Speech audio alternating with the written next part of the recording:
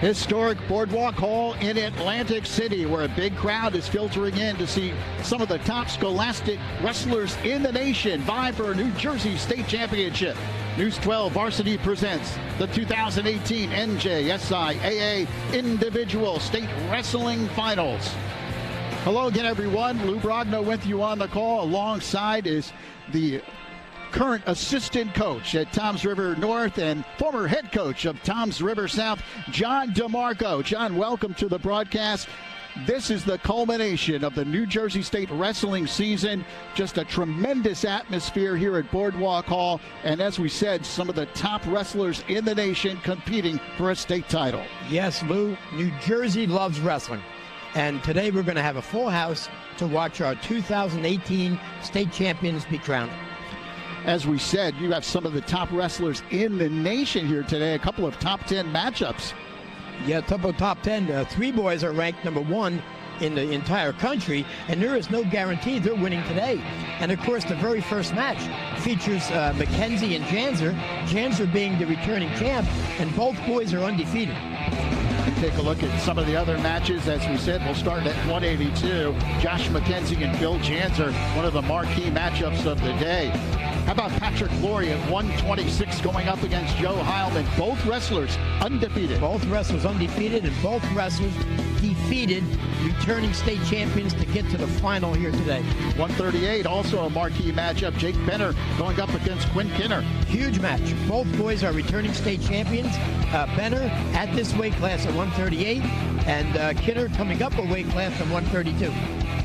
And as we move along, some of the matches later on in the afternoon, and certainly one that is of great interest to you, Cole Corrigan of Toms River South going up against Phillipsburg's Ryan Meyer. Yes, very, very fond memories of all my time. A retired teacher, 37 years at High School South. And I have a huge rooting interest for Cole, although we know Brian Meyer and the Peaburg tradition, it's going to be a very difficult match. Well, as we mentioned, we're just moments away from the start of today's tremendous wrestling matches here at Boardwalk Hall. We'll start at 182. That's coming up. Steel. It's tough and it's strong.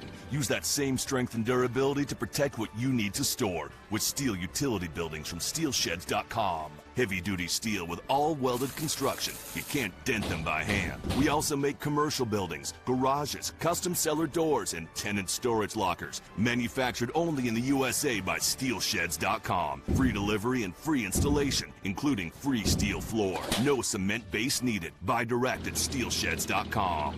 When fine jewelry is purchased, the service you receive should be rivaled only by its beauty. At Bunty's Jewelry, service, quality, and the customer always come first. For the finest timepieces, the most precious of stones, and the highest quality diamonds. Observe our jewelers while your stones are set. Work with them to design that special custom piece, or have your stones and jewelry appraised while you wait. Bring your unwanted gold to Bunty's. We pay the highest prices. Spring is coming. Enjoy the season with a great deal on a new Toyota. Like low APR financing on the technology-loaded Corolla, the adventurous RAV4, the rugged Tundra, and more. I'm rebuilding the deck? Yep. Okay. Right now, get 0% APR financing for a full 60 months on a new 2017 Tacoma. Or lease a rugged new 2018 4Runner for just $319 a month. Ready, set, go get your Toyota today. Toyota, let's go places. During my last pregnancy, I came to LA Urgent Care because I had side and back pain. What I really loved was that they offer coffee, healthy snacks, and even iPads in the lobby. I follow them now on Facebook and really look forward to their posts on health and well-being. LI Urgent Care, Suffolk County's first and only UCAOA accredited urgent care center for adult and pediatric medical care. LI Urgent Care in West Babylon. Open 365 days a year, no appointment needed. Optimum makes it easy for you to pay your bill online. Just visit Optimum.net, enter your Optimum ID and password, then click on Pay Bill and choose one of the payment options. You can set up monthly automatic payments or a one-time payment. Fill in your information and click Pay Now. It's that simple.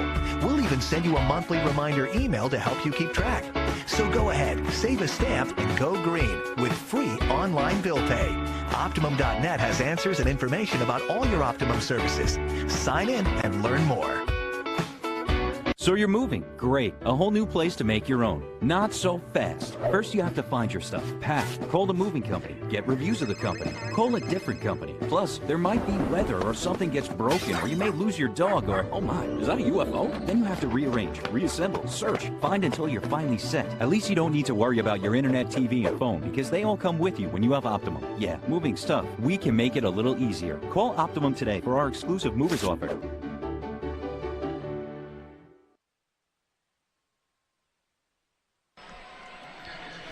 Welcome back to Boardwalk Hall as we get ready for a great afternoon of high school wrestling, the New Jersey State Championships here in 2018. And as we said earlier, John, we're going to see some of the top wrestlers in the nation. I mean, right off the bat at 182, we'll start with a marquee matchup of top 20 wrestlers in the country. Right now, the big crowd here at Boardwalk Hall rising for the singing of our national anthem.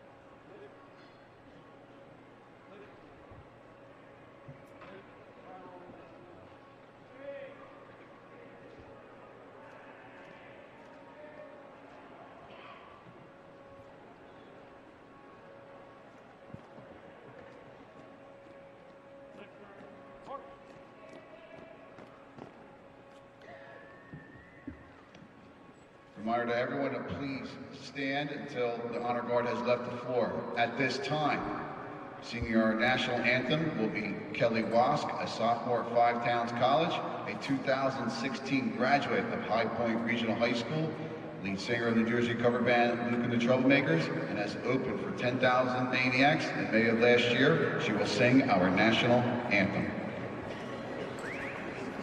Detail, present, arms.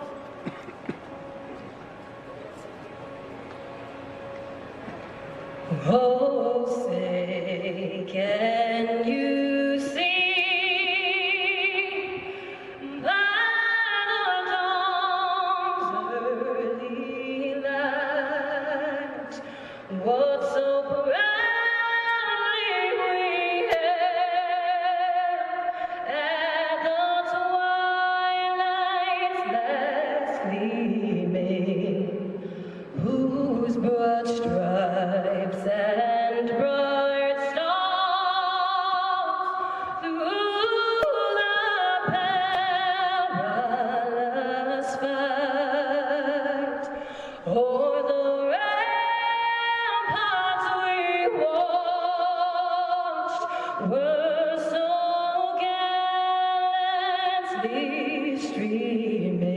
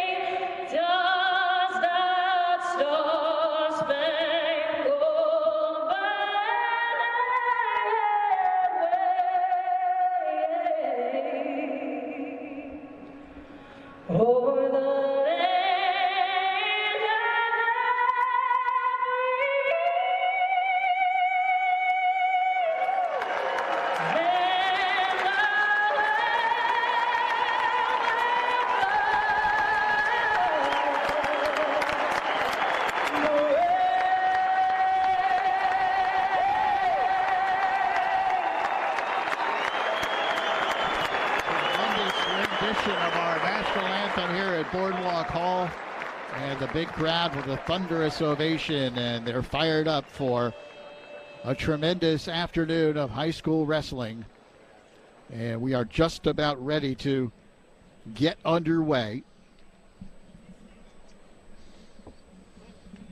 You can see the big crowd, just about a sellout here at Boardwalk Hall.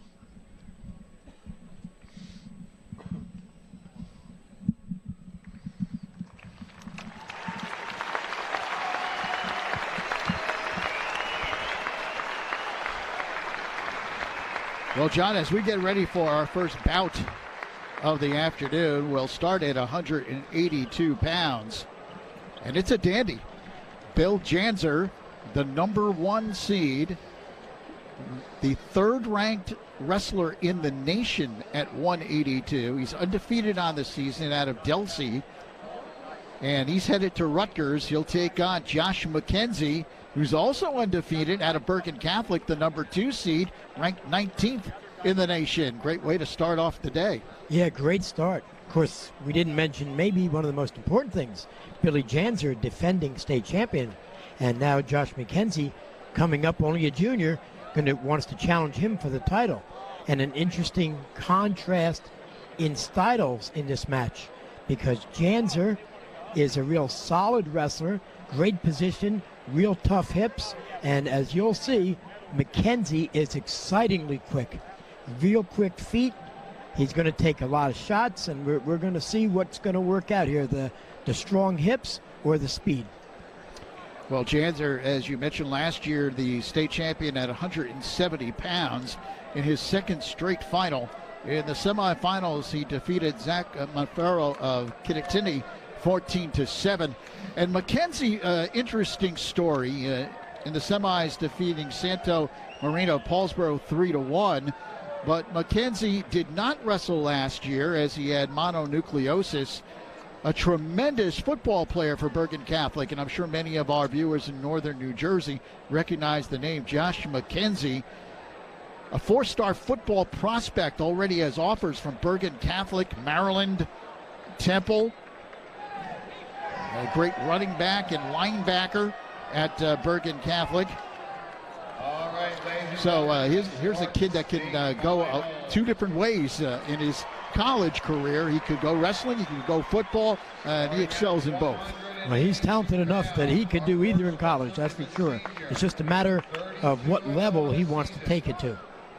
It'll be the first ever meeting between Janzer and McKenzie. They have never met on the mat before.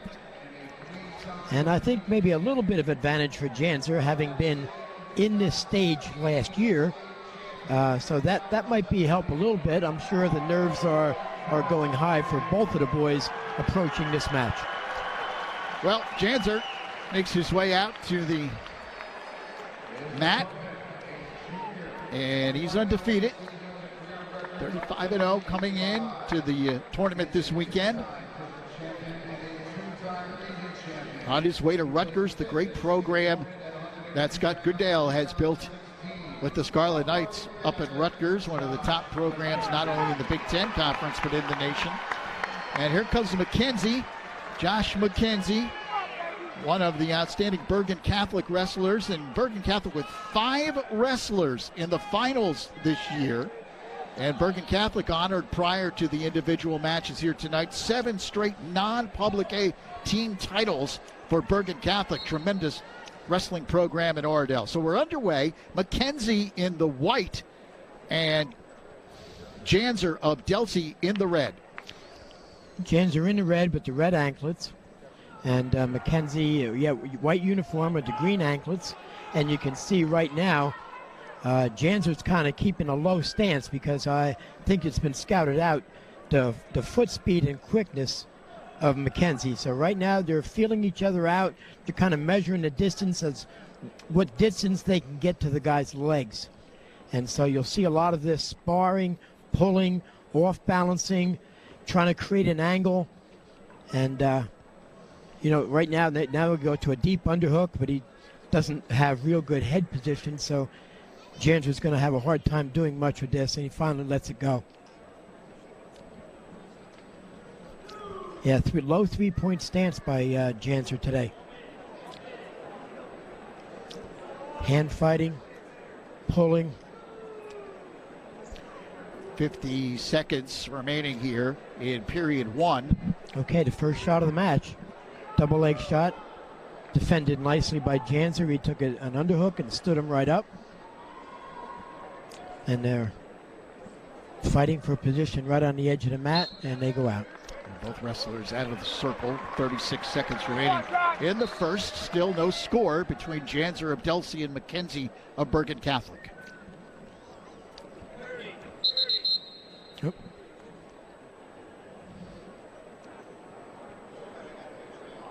Referee stop the action momentarily. I don't know if there's some blood they saw maybe. Yes, it looks like we have a quick blood timeout. So they attend to Josh McKenzie. Yeah. The clock is running. It must be blood because they put 5 minutes on the clock. So, and the trainers are cleaning up any spots. And of course, this is the time for the coaching to occur. And you can see the coaches for Delsey getting in some last-minute instructions to Billy Janzer. Of course, as we said, Janzer going to Rutgers for his collegiate wrestling, and McKenzie has received an offer from Rutgers to play football. Boston College, Maryland, Rutgers, and Temple already with offers for the junior. You can just see the athleticism, and you'd know why, the colleges are vying for his services. And of course, Billy Janzer, Scotty Goodale does such a great job up there at Rutgers. In fact, they're competing today, right now, in the Big Ten Finals. Right. So, I mean, that's a great program, and it's so wonderful to see Big Ten wrestling coming to New Jersey. I mean, I know all us Jersey fans are up there for Iowa, Penn State, Minnesota. Just great wrestling. Okay, we're back to the wrestling. 25 seconds left in the first period. Still more hand fighting. Anything surprise you so far from what you see? A little bit. I think Janzer with the three-point stance surprises me because I kind of thought he'd want to have McKenzie try to shoot underneath him because he has such strong hips. So the first period ends and 0-0. we're scoreless. Here's the choice. Red chooses defense. Yeah, Janzer wants to go down first. Wise choice because this could end up as an overtime match. Okay, kind of looking for a cradle, but he jumps right back, trying to stay behind. Yeah, Janzer's a little too strong to hold down there. Janzer with an escape for the first point. 1-0 Janzer.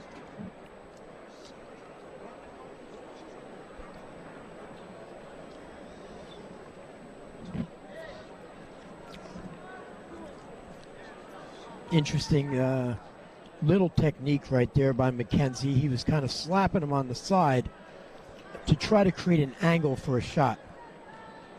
But the correction was made so quickly there was not an opening. And right now we have Janzer with a front head and arm right on the edge of the mat. It's going to be difficult to score here unless we can bring him back in. And this will probably end up out of bounds. Yep, there it goes. 1-0 was scored in favor of Janzer. Minute 5 remaining here in period 2.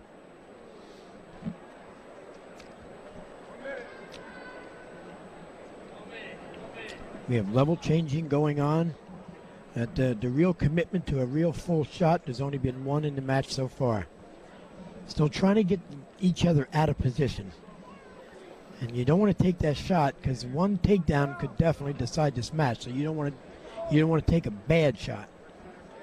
So you got to get them off balance and out of position, and that's where we take the shot. Okay, another shot by McKenzie, sprawling out of bounds. And we have blood time again. And again, it looks like it is McKenzie who they will attend to. So the clock stopped with 36 seconds remaining here in period 2. Well, low scoring, I think, as we pretty much expected in this first bout. Yeah, I did expect a low-scoring match. Probably a takedown is going to win this match. That's what it's going to take. And only 1 point scored in this match so far, and it was an escape by Janzer. Here it is. Here it is. Okay, we have a 4-point stand-up, and then just hand control and come out and face him. Nice technique. Janzer with the 1-0 lead. Bill Janzer in his second straight final, trying to win back-to-back state titles. He won it last year at 170 pounds, bumping up this year to 182.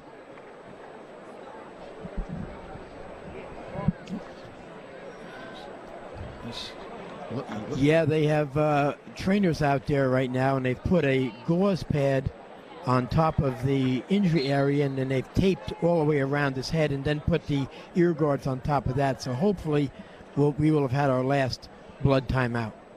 And now we're back to the wrestling with 30 seconds to go in the second.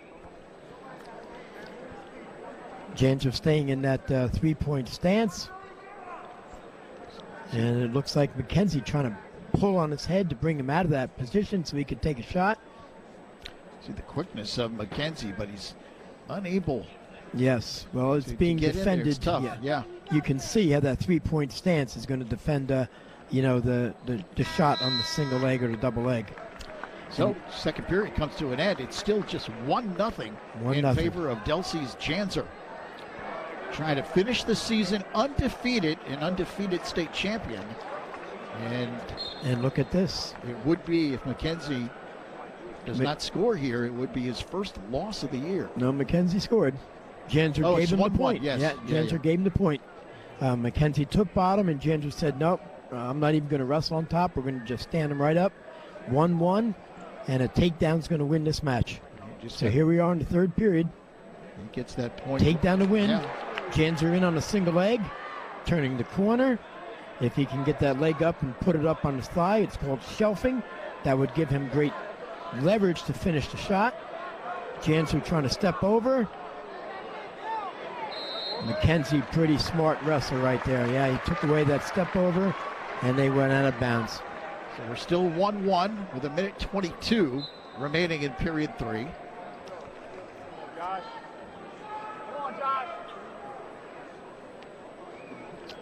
Well, Janser felt now that he can get to the leg, so now he's thinking about that. A little bit backing up, maybe trying to get McKenzie to step forward and get another shot on that single leg, and maybe with a little more territory, he could finish that shot in bounds.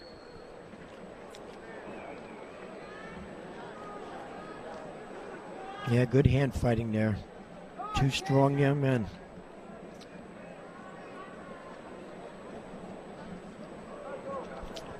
.40 seconds left. Looks like Janser looking for a knee pull single. He couldn't get all the way in to get a good grip. He pulled himself out real quick. Good hand fighting going on. There could be a strategy and a thought maybe that the longer the match goes, because McKenzie didn't wrestle earlier in the year due to injury, that he might be vulnerable later in the match. So that could be playing into what we're seeing right now. Less than 10 seconds left here in regulation in the third period. Oh, nice. Underhook to a single leg. Oh, and almost another shot there. Fended off nicely. Quick hands by McKenzie. Okay, 1 minute now. 1 minute up on the clock here. 1 minute sudden victory. In overtime. The first point in this 1 minute period wins.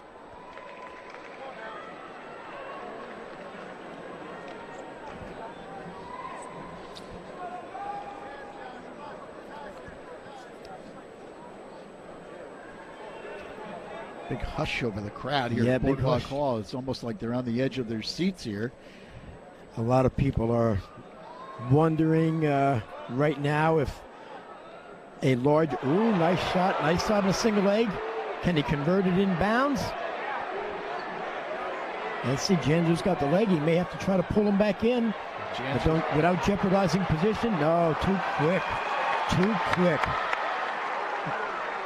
Nice wrestling. McKenzie able to get away out of a dangerous situation. Janser was going for it there. And 6 seconds to go. Okay, now we're going to flip the disc and we're going to wrestle 2 30-second periods. Points at a premium here Yes. in this opening Very, bout. very difficult to score a point here. And you wonder right now if the larger picture, look at this. That's how close the match is right there. The coin is standing on its edge. Crowd got a kick out of it. Okay. Janser on bottom. Janser on bottom. He has 30 seconds to score. Getting up to that 4-point stand-up. And look at McKenzie throwing the boot in. And the referee calling potentially dangerous right away. 6 seconds in.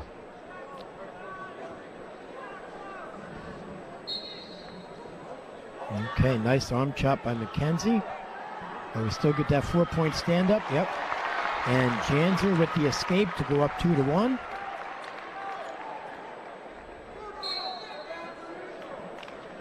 And I keep wondering if this is going to play all the way through with the 2 30-30s and then go to the ultimate tiebreaker, because Janzer did score first, so he would have that choice.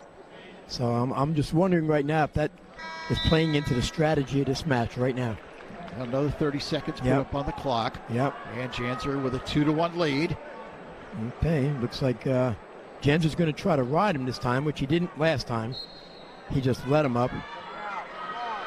Nope. And basically let him up again. And McKenzie gets the point. Yep. We're at 2-2 now. Less than 20 seconds left here.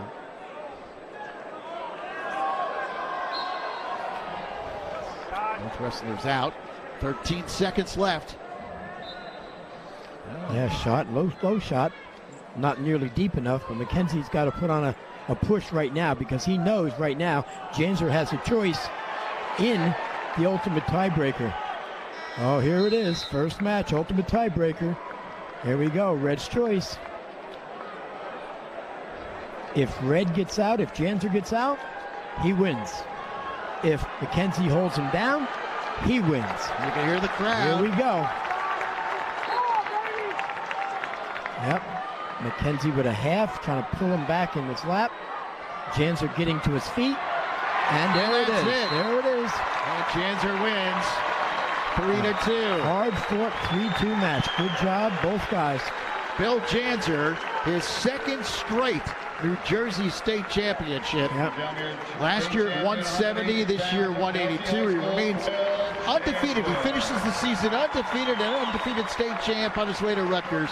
A tough loss for Josh McKenzie. Gave it everything he could. He did, and of course he's a junior coming back, so he's got another shot. And I'm sure, look at the Del C wrestling family. They're thrilled, and I'm sure right now at the Big Ten, Scotty Goodale probably already knows that Billy's won his second title, and he's thrilled too. So great stuff. Well, the third member of our broadcast team, of course, is Amanda Puglisi, and she's standing by with a special guest, Bill Bruno, from the NJSIAA. Thanks, Lou. When you look at this event and everything that goes into New Jersey wrestling, how does it make you feel to see what we just saw to start off the day? Well, it makes it all worthwhile, and we have a tremendous staff here that works yearly to get this to where it is, and to start off tonight with that kind of bout is just outstanding. What goes into putting on this event? Well, I mean, for the coaches and the athletes, it's it's year-round training, it's club activity, it's summer conditioning, you name it, they do it. For us, we're constantly planning. Tomorrow we'll be meeting to see what happened the past 4 days and how we can get better. Wrestling is all about the journey, and you look at the journey that these athletes have put in. Is there one match in particular, or maybe a wrestler that you're looking forward to seeing? I'm from the Shore area, the Shore Conference, so I always look for those athletes to see how they make out. But as you just saw, we have outstanding wrestling throughout the state of New Jersey, so every bout tonight's going to be outstanding. Well, thank you so much. Thank you, Amanda. Lou, back to you.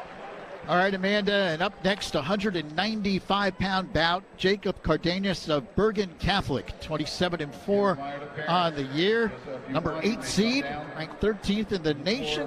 In the semi, he defeated Robert Gannett of Sparta 16-0 in a technical fall.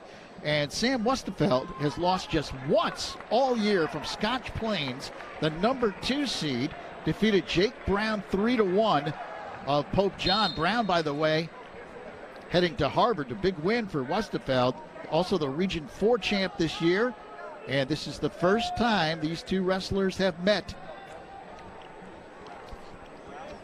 Cardenas and Westerfeld have never met before on the mat. And at stake, the 195-pound state title. In watching Cardenas in the semi and the quarterfinals, he is devastating on top. In fact, he tech fold his opponent in the quarters and the semis. He's got a crossed wrist hold, and he can just roll you right to your back. So a part strategy in this match for Westfeld is not to be on the bottom. He's going to want to fight hard to stay there and decide this match on the mat rather than giving it away with a cross wrist tilt. As you said, Westfeld has lost just once this year, 44. Oh, nice shot. Nice shot. Beautiful straight on single leg. Shelving it. There it is. Shelving it right on the edge. But again, we got to get back in bounds, and he does. He's able to bring him back in bounds and gets the first point. 2-point takedown. And now we're going to see. Now we're going to see if he can find that cross wrist and find a tilt. And Westfeld better be alert right away. I'm sure he's been schooled in this position. Good start. Yeah, right away he put his head down and put his hands out. He's not going to give up that wrist. Good start for Cardenas. He's up 2-0 with 35 seconds left in the first period. Oh, nice job getting to his feet and getting out. A nice escape, Westfeld. It's a point, and it's a 2-1 match right now.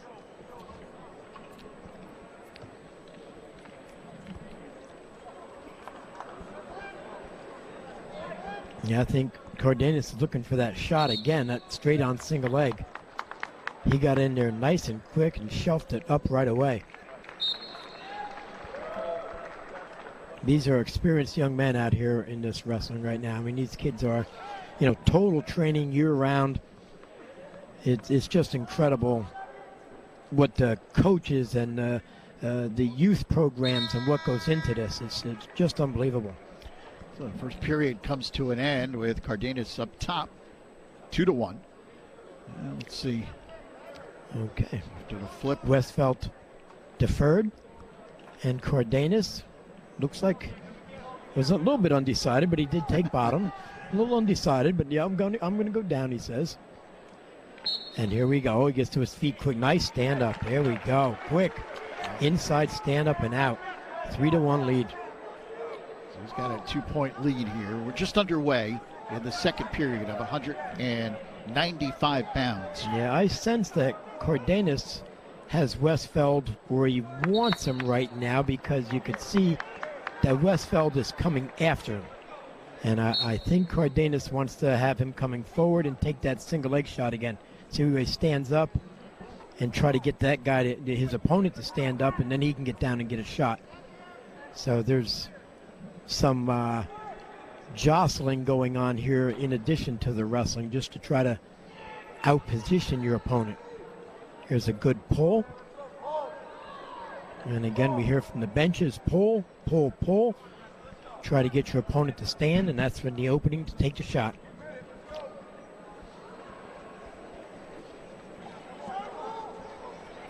Cardenas with the right lead. He's really working hard on Westfeld's collar, trying to pull him down.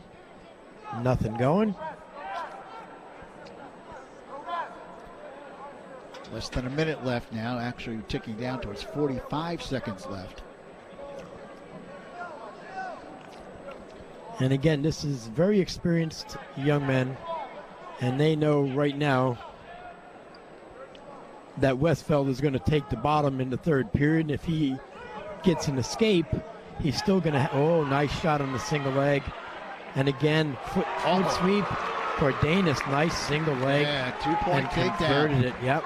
He's up 5-1. 5-1. Wow, that was a big score. And here comes that tilt. Here comes that tilt. Yep. Yep. Are his knees down? Oh, let's see what the referees say here. Yes, he got 2, and then out of bounds. Cardenas in control right now, 7-1. He's in command with 11 seconds remaining here in the second period. That cross wrist tilt is devastating. He gets that wrist, he puts it in the side pocket and rolls underneath, and as you saw, and as we saw in the quarters and the semis, he can't stop it. So as we go to the third period, Jacob Cardenas in control right now. He's up 7-1. And now a difficult choice. Do you want to go down again? Because right now, you have to be real careful. Don't give away that wrist, or there's going to be more points on the board. So an explosive stand-up right now is important. Okay, and look at Cardenas riding on the right, which makes it even more difficult, because traditionally you ride on the left side. So he's riding on the right. And I think he found that wrist because the coaches are cheering in the corner. And if we can get Westfeld to come up off that mat, he's going to be looking for that tilt again. Nope. Oh, he lost the wrist. Now we went to a sit-out. Brought right back down to his breakdown. Now we have some interesting holds off the crossed wrist.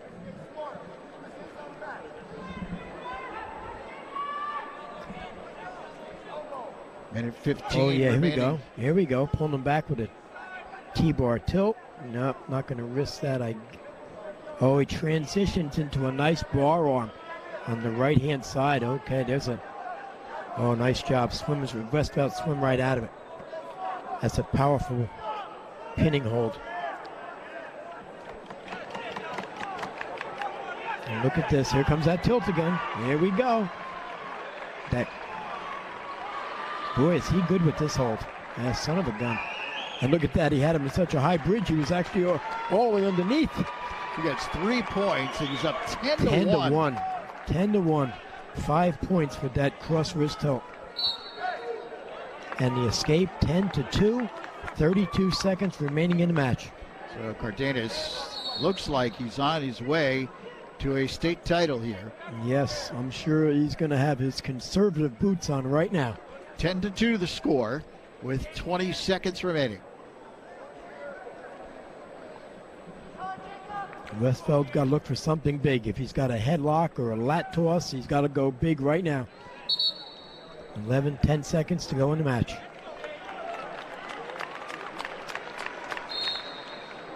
Go big. Has to dig right into underhooks. Cardenas knows how to wrestle. He just keeps those elbows in. Yeah, he looked for a headlock, but nothing there. Bergen Catholic has a New Jersey State Wrestling Champion. The Crusaders' Jacob Cardenas wins the 195-pound title. He defeats Sam Westfeld 10 to 2. Wow, good match, but that cross wrist tilt from the top position was just too much. He scored a 2-point with it and then a 3-point with it, and that really put the match away. That was a dominant performance by Cardenas. He really took control right from the very start. Yeah, nice single legs too. Converted 2 nice single legs, and then the escape, and then the 3-point near fall with the cross wrist, and the 2-point near fall. And wow, add them up. 10 to 2. Nice job. Janzer, the champion from 182 from Delsey, and now Cardenas wins 195 from Bergen Catholic. Of course, we are at, as we said, historic Boardwalk Hall, opened in 1929, and there's had a lot of famous events here, including the Miss American pageant, which still operates out of here. The 1964 Democratic National Convention. Mike Tyson fought here, second night knockout of Michael Spinks, 88. And look at the acts that have performed here. The Beatles, the Stones, Bruce Springsteen, Lady Gaga, The Who, and one of our favorites, Fish from Vermont in 2013. So this place has seen a lot of great events, and of course, one of the great events added to that list, year in and year out, is the New Jersey State Wrestling Championships, and that is the organ here at Boardwalk Hall. Just a classic. We heard that organ played prior, and boy, it sounds great. You made a comment, John, it sounded like you're at Yankee Stadium. Yes, it does. It sounds like I'm at Yankee Stadium, and that won't be long, by the way. We're opening day. Well, we're at 220 pounds here, and this is an interesting matchup. Peter Isiardi of Don Bosco Prep, going 36-2 on the year, committed to the University of Buffalo. In the semi, defeated Tyreek Brown of Penns Grove 21-10, a major decision. Last year, he lost in the state final. The number 1 seed, ranked 10th in the nation. He's in the maroon cherry, if you will, going up against Liridon Lika of Montville, 41-3, number 2 seed, and the semi-defeated Sage Moscow of Bergen Catholic, 3-2. And by the way, these two have wrestled earlier this season. ECR defeated Lika 4-2. Now, wow. Montville has never had a state champion, and Pennsville has not had a champion since 1995. So, wow, here we go, yeah. Very interesting matchup here. That is. But as we said, these two wrestled earlier this year, and it was Peter Asiati of Bosco winning 4-2. Yeah, well, you can see he had nice scrambling ability for a big boy. These are 220 pounders. So for a big boy on the edge, he was in a split position, and Lika had a nice single leg, and all he had to do was get that second leg, and you could see Asiati just took it away. And it sounds easy, but when you're in a full split position and you know balance is a factor, that was a nice job of defensive wrestling, and of course, nice job of getting that single leg by Lika. You would expect this based upon the first bout that they wrestled against each other earlier in the year, that this would be a low-scoring affair. And it certainly is going that way early anyway. Yes, going that way early. Let's see what... 20 seconds left in the first period.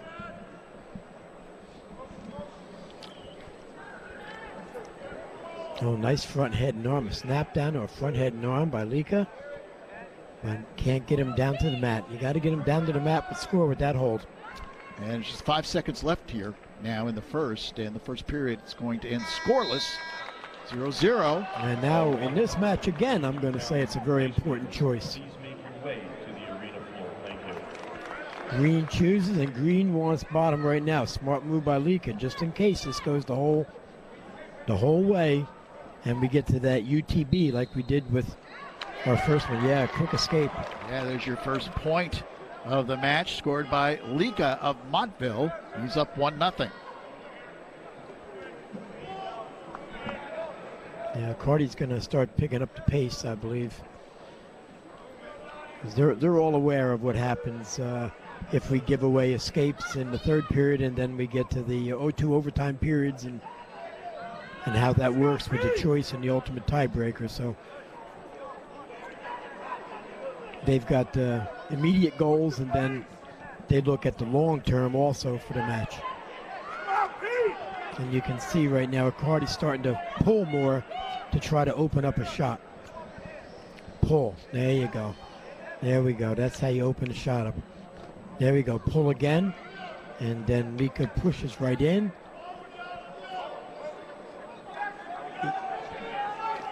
Oh, he gets to the ankle. Nice job, Lika. Nice job. Oh, nice counter. Nice counter. And he did a belly whizzer counter. And now he's going around the other way. He's got plenty of time. He has him out of position. Let's see if Cardi can score. Yes, he gets behind. And he gets his 2 points. Yep, there's the takedown. Boy, that was a nice little scramble for big boys. That was nice wrestling. He takes the lead now, 2-1, with 35 seconds left.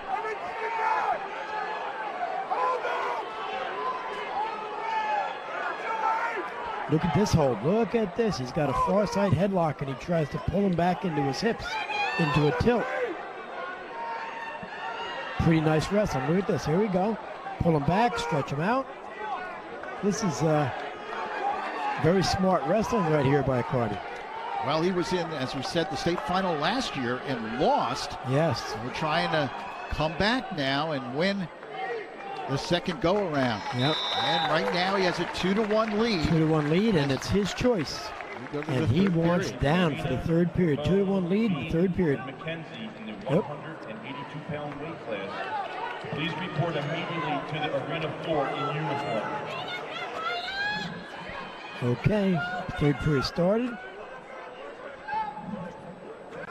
Lika looking for that half, but it's more of a half Nelson and thigh pry ride, trying to keep him down, but either you turn him or you cut him and then try for the takedown, but you've got to make this decision probably in the next 30-40 seconds. Okay, nice job. Cardi got to his feet for the escape. And he adds another point. He's up 3-1. 3-1. And now we're going to have to see the aggressive side of Lika.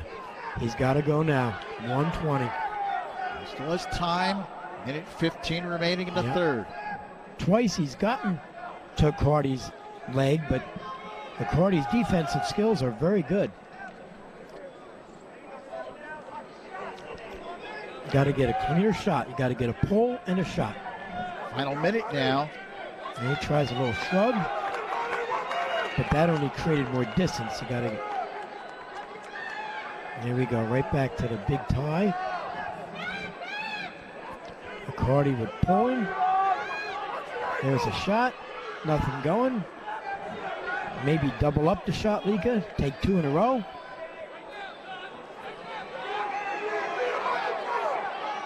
Nice hand fighting. Nice hand fighting. Down. Oh, look at this. Getting into the leg. Lika wanting to get into that over and under hook position. But Carty having no part of that business. Well, 20 seconds down. 20 seconds to go. Yep. It's desperation time now. 15. Come on, Leaky, got to take a shot. Final 10 seconds. Don Bosco Prep will have a New Jersey state champion. New Jersey champion, yep. Oh boy. 220 nice catch. pounds. Yeah, he is. Nice catch by the coach right there. And rightfully so, as Peter McCartney of Don Bosco Prep wins the New Jersey state title at 220 pounds, defeats Liridon Lika of Montville 3-1. Nice job.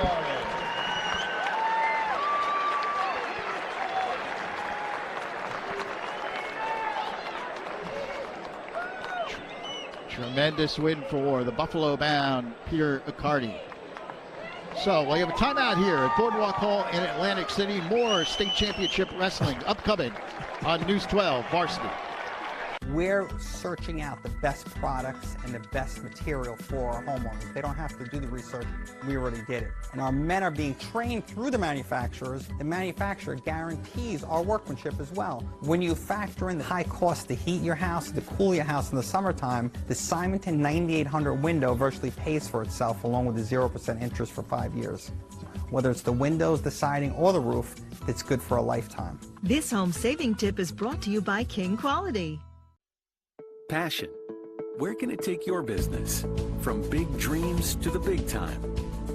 From building bottom lines to building relationships. From Bridgehampton to Broadway, BNB Bank is passionate about your business and its success. One of New York's fastest growing community banks, BNB has helped build and grow businesses for more than 100 years. BNB. Many success stories, one bank. Josh McKenzie. Welcome back to Boardwalk Hall in Atlantic City.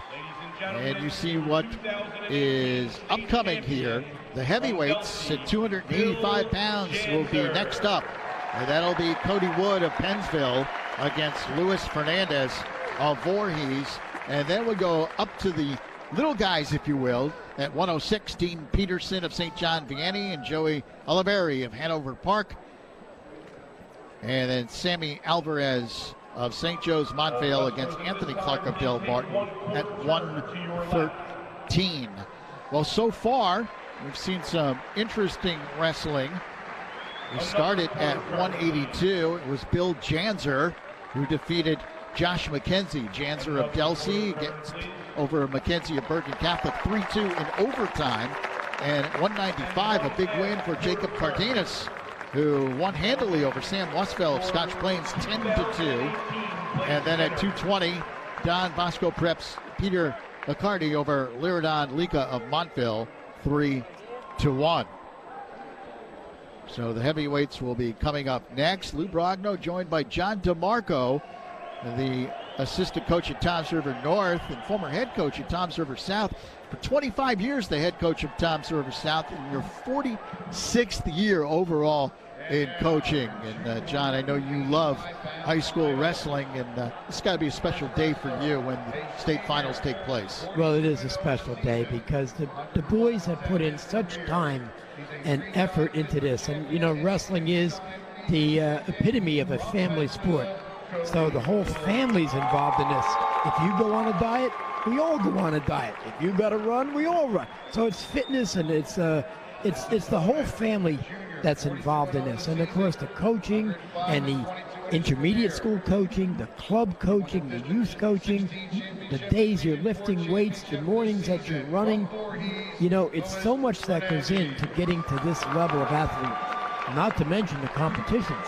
You know, Fargo for the cadet junior nationals, and down in Virginia Beach, and I mean there's competitions everywhere for these young men to gain experience and confidence to bring them to this point right now. Well, here we go with the heavyweights, or 285-pounders, if you will. The number 9 seed is Cody Wood of Pennsville. He is undefeated on the year. I mistakenly mentioned a stat earlier, and meant to mention it during this match, of course, that Pennsville hasn't had a champion since 1995. Cody Wood trying to supply that championship to Pennsville. He defeated Lamar Price 2-0 from Sterling in the semifinals. And the number 6 seed is Luis Fernandez. He also is undefeated out of Voorhees High School. Defeated Michael Tile of Manville 3-0. And by the way, Fernandez finished number 6 in the nation in the Greco-Roman Nationals earlier this year. This is the first ever meeting between Wood and Fernandez. As we said, both come in undefeated. Both 42-0. That's very impressive. And which is very interesting is that Fernandez from Voorhees wrestled the majority of the season at 220 and elected to come up to heavyweight for the state tournament. And you could see, oh, nice takedown. Nice takedown. And now he throws in the legs. That was a nice little shrug. He got behind, throws in the legs, and now he's looking to power half. Holy mackerel. He's got Wood turned. Yeah. Yep. Fernandez with 2 quick points. And 3 near fall, and we have another bloody nose. And he's up 5-0, and we'll have a blood timeout here. 5-0, great start. 42 seconds remaining in the first period for Fernandez of Voorhees. Well, you could see the strategy right away. You know, Wood went to that collar, and Fernandez over ties and shrugs him. And you know, he's got good length. And you need a little leverage for a shrug hold. And you could see he got behind him with the shrug and then the power half. You know, that was some very nice technique right there. Here's a look. Oop, gets behind him. In goes the leg on the far side. Nice wrestling. And now he flattens him out. Here we go. Take him right down to his base. Finds that power half. Wow, Wood was lucky he got out of that hole. Right now, Cody Wood, though, with a mountain to climb, he's down 5-0 early here in period 1.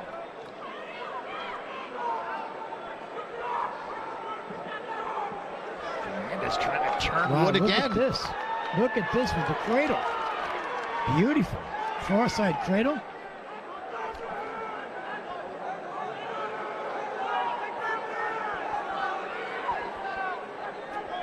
And 2 more points. Yep, 2 more points with that far side cradle. You don't often see the heavyweights throwing cradles like that. Yeah, more traditionally they do the power half, but this is a very agile, big guy. He's up wow. 7-0. What a period. Period 1. It's a great start for Fernandez out of Voorhees. Okay, wisely, Wood chooses neutral.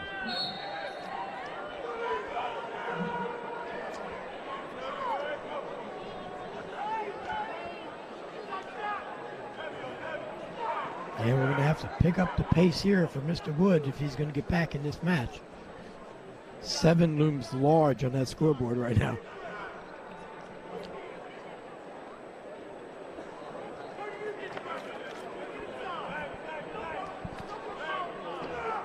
Seconds gone by here in the second period. Ooh, nice shot, low single. Able to recover right out. Very nice job by Fernandez.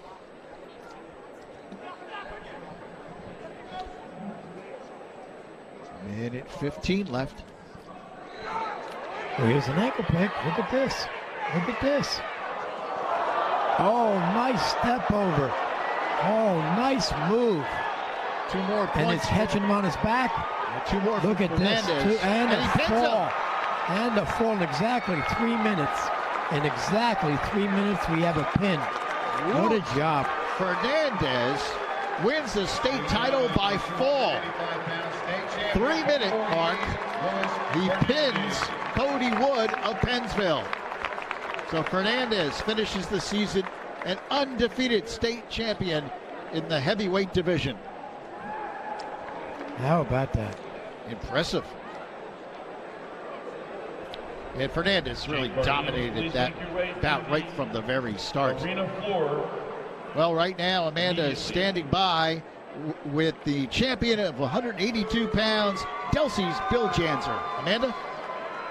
Second straight year you could call yourself a state champ. Has that sunk in yet? Yeah, you know, it feels great. It's always been my goal to be multiple-time state champion. Now that I've done it, it's really relieving.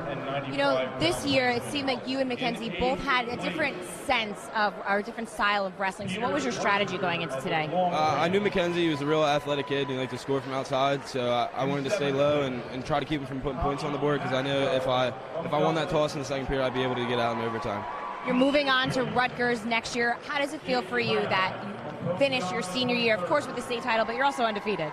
It feels great. You know, I wanted to get as many wins as I can under my belt because I did miss my freshman year.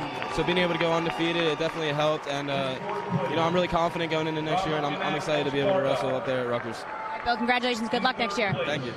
Lou? All right, Amanda, and I'm sure Scott Goodale and Rutgers is excited to have Janzer up there Sure next he year is. at Piscataway. Yes, nice having that kind of talent in the room. Nice job. Janzer got things started at 182 pounds, defeating Bergen Catholic's Josh McKenzie 3-2 in overtime. And then Jacob Cardenas of Bergen Catholic won at 195. He won handily at 10-2. Peter Accardi of Don Bosco Prep won at 220, 3-1. And an impressive performance by Luis Fernandez, who pins Cody Wood 3 minutes in to win the heavyweight title. Very impressive indeed. To your left, please. So now we go down to the lower weights, 106 pounds upcoming. And for those viewers not tremendously familiar with high school wrestling, what do you expect here in the lower weights, John? I mean, is the wrestling style a little bit different than what we've just seen in the upper weights? It is a lot different than we see in the upper weights. We are really going to be scrapping now. You'll see multiple moves, putting combinations together, changing levels, and more explosiveness on their feet, and more chain wrestling on the mat. So no, the whole style of wrestling is going to change right now. You take a look at some of the wrestlers there. That's Dean Peterson of St. John Vianney. 37-1, number 7 seed coming in, but he's been impressive in this tournament. Defeated CJ Composto of Westfield 3-1. His only loss this year was to Hunterdon Central's Brett Unger in the Region 5 final. This is his first Atlantic City appearance. And his opponent is Joey Oliveri of Hanover Park. 41-3, the number 1 seed, ranked 16th in the nation. Defeated Del Barton's Nico Nardone 3-1 in the semifinals. This is his first Atlantic City appearance, so this is the first meeting between Peterson and Oliveri. Both gifted little athletes. I know Peterson has won multiple youth titles, 8th grade, 7th grade, 6th grade, all that 220-pound youth level wrestling. Both of these guys very, very accomplished. Quite frankly, I don't know what to expect here. They're both so quick. This could be a high scoring, low scoring. We're going to find out. Here we got Coach Caravella heading to the bench. Well, Joey, and here we go. This is going to get good. Joey Oliveri out of one of the top wrestling programs in northern Jersey, especially for the smaller schools, Hanover Park. So 106 pounds. Here we go. Okay, now you can see right away just the way the foot position is with Peterson. He staggers his feet and he's looking to change levels to fire off a shot, and that's defended very nicely by Oliveri, who drops a hand, brings him into the front head and arm. And now Oliveri's got Peterson where he wants him in position to score, and we'll see if he can do it quick enough before the referee calls stalemate. And Peterson's done some very wise things, and that is to get a deep grip on the elbow. And now they get back up to their feet, and looks like they're going to wrestle their way right out of that front head and arm. Yep, they do. Yeah, both nice wrestling. They're both out of the circle, so they'll start. The 220-pounders, please start center. making your way to the arena floor. Thank you. Peterson right away with a quick step in there, that level change. Going to see if he can get a reaction. And now a level change back by Oliveri. Oh, underhook throw by. Nice move, right back to a single leg. And we have a whizzer. And this is called a shin whizzer, where he not only overhooks the arm, but he grabs his own ankle to preventing his opponent from coming up. And nice job by Oliveri, breaking the shin whizzer. He does get the leg up in the air. Look at the flexibility. Wow, nice job. Flexibility of Peterson, but Oliveri with the takedown. In goes the leg right away. And Oliveri gets his first 2 points.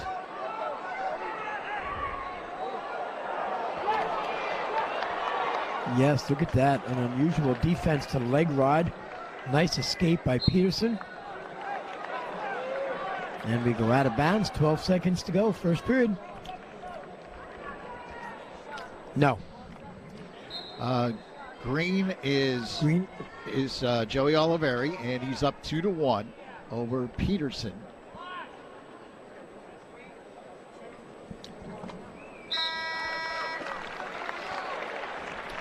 So you see right there, Joey Oliveri in the gold and black, and Drew Peterson in the white. Yep, Peterson's in the white, St. John Vianney.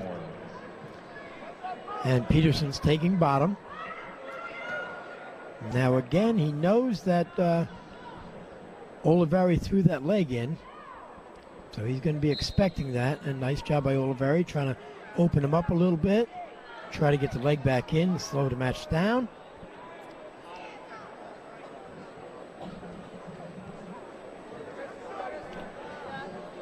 Second period underway. Look at this. Here we go. Looking for that tilt again to bring him right back. Nice lift. Looking for the standing switch on the edge, and now out of bounds we go. Nice wrestling.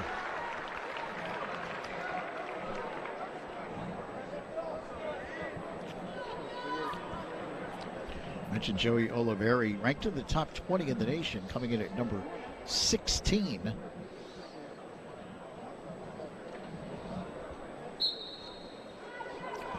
Again, a nice attempt on a switch. And Oliveri drops down to a single. And now we have a lift. And let's see if Peterson can get that leg free and at least get the escape. No, he's looking for the whole thing. Yes, he gets the reversal. Nice job by Peterson. He takes the lead, 3-2. Inside trip, break him down.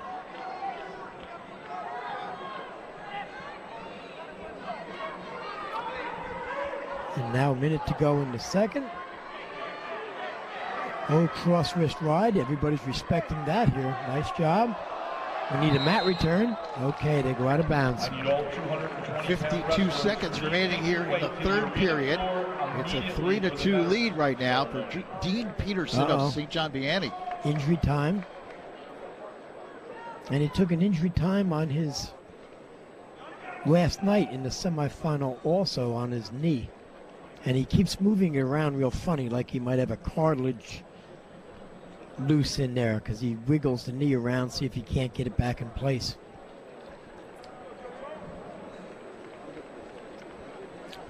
Now he's got to be real careful with these timeouts, because the first timeout we just run the clock and you have a minute and a half. But the second time out, your opponent would get choice of position, which would be big in this match. Oh, look at this. Arena floor, all 220-pound wrestlers, please report. Going back, Peterson's, no, I'm going to give him the escape right now. How about that? 3-3. Wow. Wow, that's a little bit surprising because I know Peterson is real tough on top. So we are tied at 3 with 40 seconds left. Peterson going for a shot there. Yeah. Yeah, nice shot. Defended nicely. Look at this, Oliveri finding a corner, finding a leg. He's going to try to translate this into a cradle.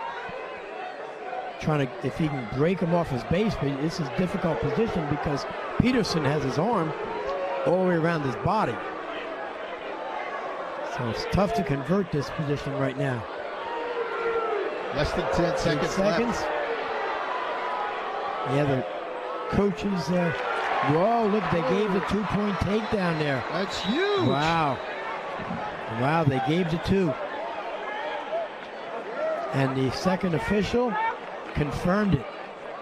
Wow, that was huge. You're right, because now Oliveri takes bottom in the third, so now we have a major strategy thing going on because he just cut him in the second period.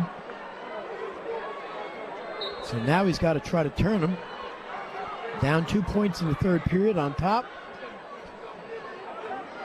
So Oliveri with a 5-3 lead here in period 3. Nope. Up to his feet. We have a nice trip to bring him back down. Oh, Peterson, look at this. You get that Navy rod and lift it, but Oliveri quickly did a little shifting of his hips to take away that rod. And yeah, both. We're seeing Oliveri wrestling, stalling red. That's kind of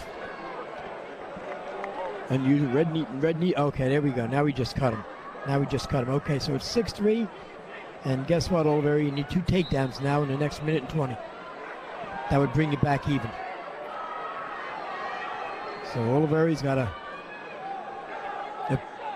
Peterson's got to go to try to score now to tie this up. Yeah, Oliveri's got the lead. Yeah, Oliveri's got the lead, 6-3. 1 minute remaining. Peterson's got to take some shots here. Yeah, go Peterson. Right, go right now. Pull. That's what you got to do. Pull. Don't let him back out. 51 seconds left in the third period. Joey Oliveri of Hanover Park. Yeah, 6-3 lead. With the lead. Okay, digging that underhook. You got to go. Okay, now we're getting green stones. So each man has been called for stalling. Of course, Green backing toward the edge. Transition that underhook into a single leg. Nice job. And more than a nice job with a single leg, it's also buying him time on the clock. 20 seconds to go. And they're stuck right on the edge. The referee has got to... Whoop. 10 seconds nice crotch remaining. lift.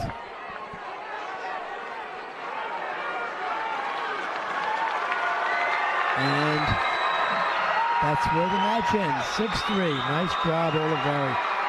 Joey Nice job. Oliveri of Hanover Park wins a state title at 106 pounds, the #1 seed. Finishes the season 42-3, and he defeats Dean Peterson of St. John Vianney. Final score 6-3. So a huge win for Oliveri as he wins the title.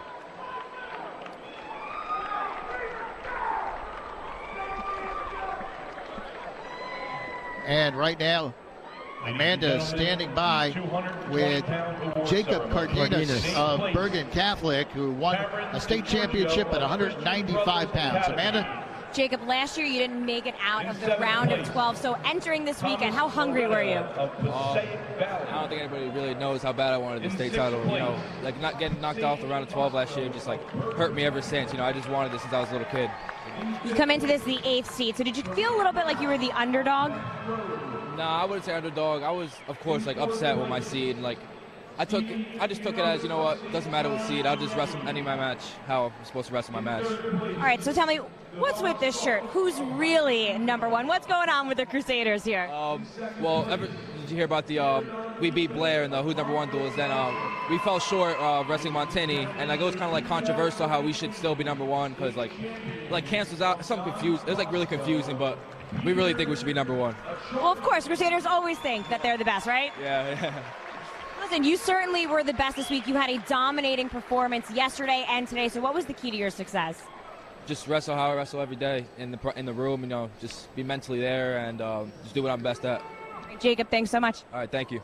Lou? All right, Amanda. Well, Jacob Cardenas, he is number one. Yes, he is. 195 pounds, a state champion who won handily 10-2. So a huge victory for him. And Bergen Catholic has their state champion at 195 pounds. A 113-pound matchup upcoming. Sammy Alvarez of St. Joe's Montvale going up against Anthony Clark of Del Barton. So far, John, anything surprise you so far? What are your thoughts on what we've seen so far? My thoughts are that we have seen some terrific wrestling. Maybe a little bit defensive oriented, especially with the big boys, where maybe we were going to play the match right out to the ultimate tiebreaker. But the lightweight boys, as you saw that last match, really opening things up and getting points on the board. And I think this match coming up right now at 113, where you have the defending 106-pound state champ against the runner-up from last year. Of course, they know each other well. Being in this position last year, this is going to be a great wrestling match here. And this is a year to think about this. A year to think about how you know, I only lost by 2 points, and what can I do now to make up those 2 points? And I'm sure this has been, you know, in the thought process for 364 days. And now's the time for Mr. Alvarez, you know, to make some hay, and let's see if we can't make up those 2 points. We're looking at Sammy Alvarez of St. Joe's Montvale, 35-1, number 2 seed, ranked 4th in the nation at 113 pounds. In the semis, he defeated Gateway's Dante Menino for the 2nd straight year in the semi. Last year, he finished 2nd at 106 pounds. His opponent, Anthony Clark of Del Barton, the number 1 seed. Alvarez trots on to the mat. Anthony Clark of Del Barton, 38-2, the number 1 seed, number 8 in the nation. Last year defeated Alvarez in the 106 final 4-2. Semis this year defeated Kyle Kaiser of Paramus for the 2nd straight year. Last year, of course, Clark finished 1st in 106. So this is a rematch of the 2017 106-pound final. And one other quick note about Clark. He's never lost here at Boardwalk Hall. He's 9-0 in his career. Well, he chooses good times to pull out the victories, that's for sure. And of course, this is Clark here in the white uniform with the red anklet, and you can see him. He's down in his stance a little bit right now, down to a 3-point. Now he's coming back here. He go back to the 3-point, 4-point, trying to make contact. It looks like Alvarez is trying to hit that shot from the outside without even making a tie-up on that first encounter. Clark looking like he was going to go for the head and then an ankle pick, and the logistics weren't quite right for him there, so he pulled back out. Minute into the first period. Jostling for position, trying to create an angle. Level change by Clark. No shot. Now level change by Alvarez.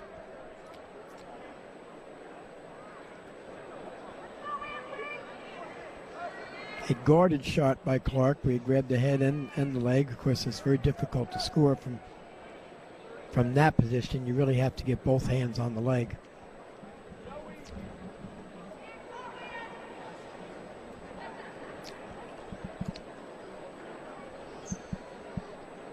Yeah, some nice motion going on, but nobody's really committed to that shot right now. 10 seconds.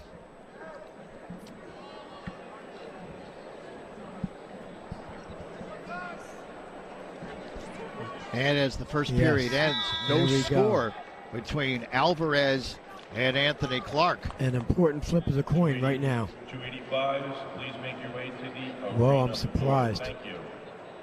I'm surprised. Clark deferred. Clark deferred. Alvarez takes bottom.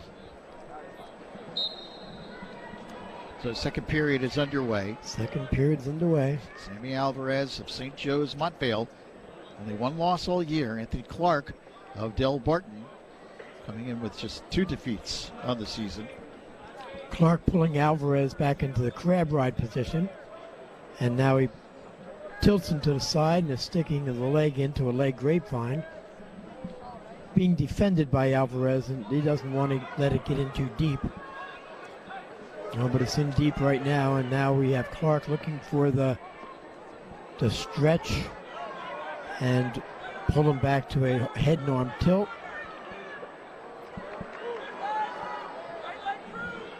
Yeah, Clark looks pretty comfortable on top. I mean, we're 50 seconds in this period, and Alvarez hasn't even been able to get to his feet. And look at this, man, trying to pull him back. He's got him at 90 degrees. Look at this, he gets a 2-point, 3-point count. Wow. Wow. Wow. There's the first 2 points. 2 points awarded. with that tilt. Nice job. Well, see, he knew more than me. That's why he took top. How about that? So Clark goes up 2-0 with 35 seconds remaining in the second period. Anthony Clark trying to win back-to-back state titles. Remember last year, he won it at 106. Alvarez got better position, and right now Clark is still in control, although it doesn't look like it because he's got the leg and the wrist. And still red, as the referee is saying right now. Now this is interesting wrestling right here because Alvarez is trying to beat the corner. And if he beats the corner with his hips, no, he ran out of time. If he could have got his hips around just a little bit more, he could have scored that reversal. 285, Voorhees and Pennsville. And now Clark looks to the corner, third period. 285 from Voorhees and Pennsville. Let's see the body language there by Alvarez. It's yeah, it doesn't. Yeah, not too. Wasn't too enthused right there. About the third period. No. Okay, 2-0. Yeah, he knows he's got to turn him or he's got to cut him and take him down twice. So it's you got to make a decision. You got to go with it right away. Oh yeah, look at this. He's looking for the 3/4 Nelson on the underside. He's still got that leg trapped, and now we give away the escape. So 3-0. Another point for Clark. He's up 3-0 now. Minute 25 remaining here.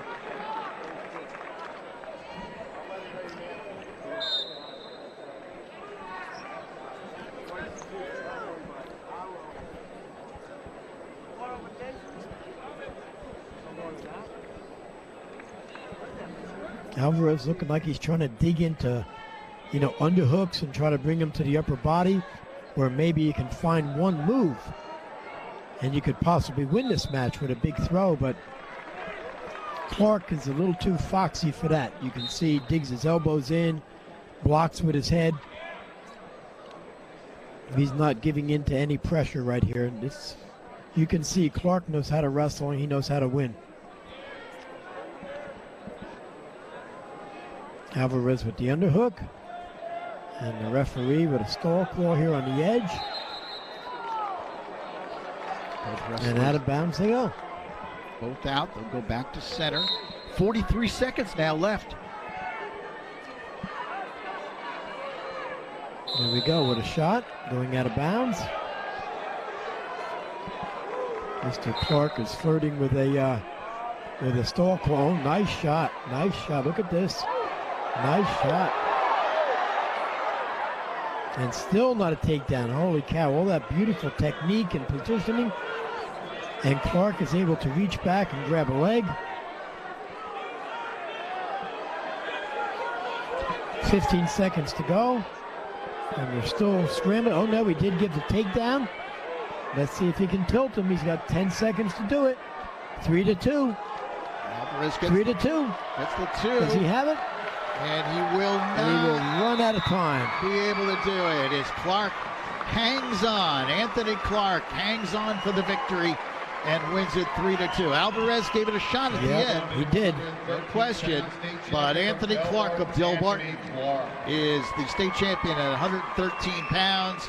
He remains undefeated here at Boardwalk Hall and wins back-to-back titles, last year at 106 and this year at 113. So tremendous effort by him to win the title.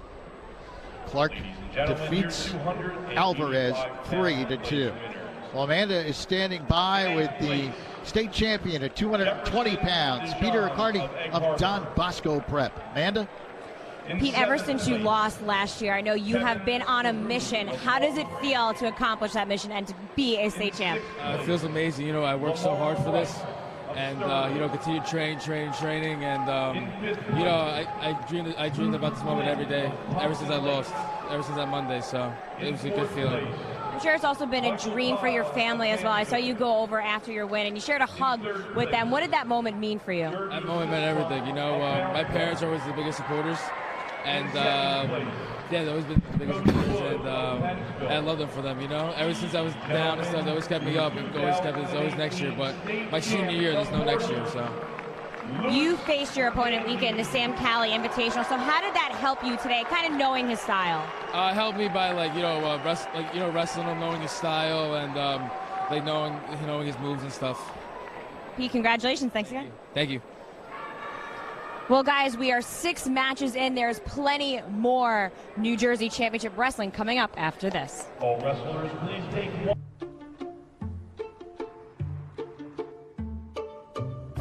Waiting for spring? Yes! Be ready for all the season has to offer with a great deal on a new Toyota. Right now, lease a new 2018 RAV4 with all-wheel drive for just $169 a month. Or lease a new 2018 Highlander with all-wheel drive for $249 a month. Ready, set, go get your Toyota today. Toyota, let's go places. If you live on Long Island, you know where 112 is. At Chevrolet 112, no matter what size vehicle you're looking for, we have something for everyone. With the Nessinger name you can trust for almost 50 years, we are Long Island. If you're looking for savings on hundreds of Chevrolets, your route is Chevrolet 112. We make the buying experience easy. At Chevrolet 112, it's all about the experience. You'll never be disappointed. Home of the low price guarantee, 2096 Route 112 in Medford.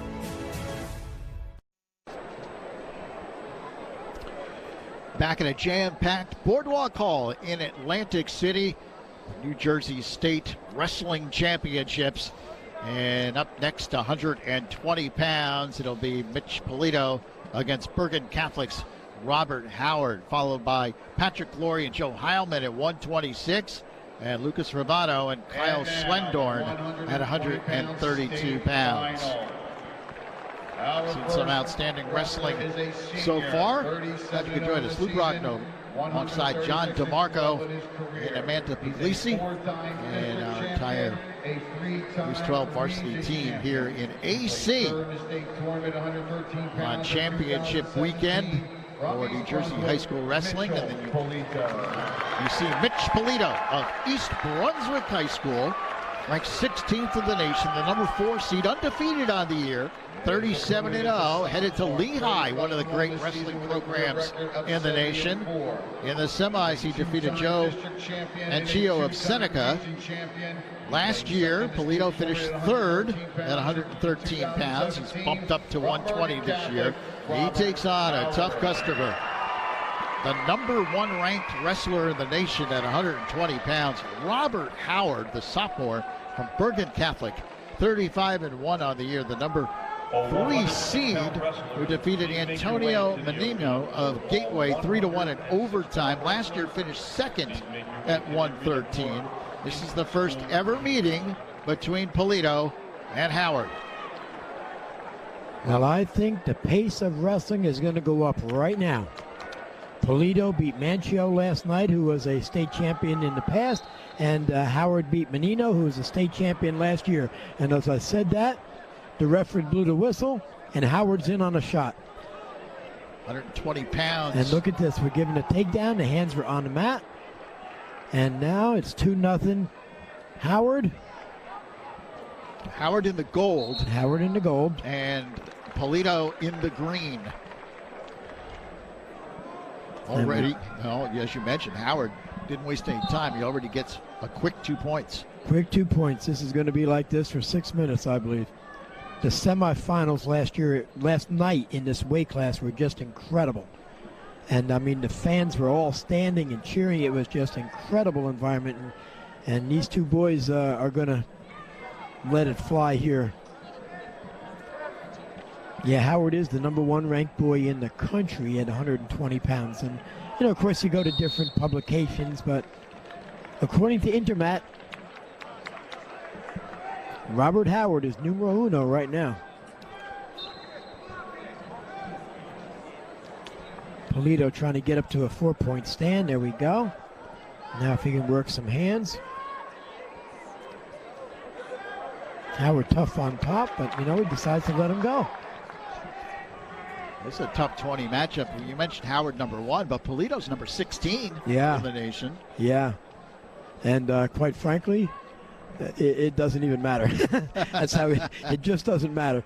Because one good shot by Polito right now, and, you know, he'd be taking the lead. It's going to be like this. Both of these boys are very, very accomplished wrestlers. Excellent. 2-1 the score. 30 seconds left here in the first period. You could see some interesting technique right there by Howard. When Polito tried to control his tie-up, he just ducked his head out and went to the side to try to create an angle, and there we go. Back on that single leg again. Nice shot. If he can convert this one, it'd be big. He's got 15 seconds to do it. Polito with a strong whizzer. Trying not to give up anything right here. He's got 8 seconds. This would be huge. 2, 1. Nice job by Polito. So the first period comes to an end, and Robert Howard with a 2-1 lead. Choice red, and Howard takes bottom.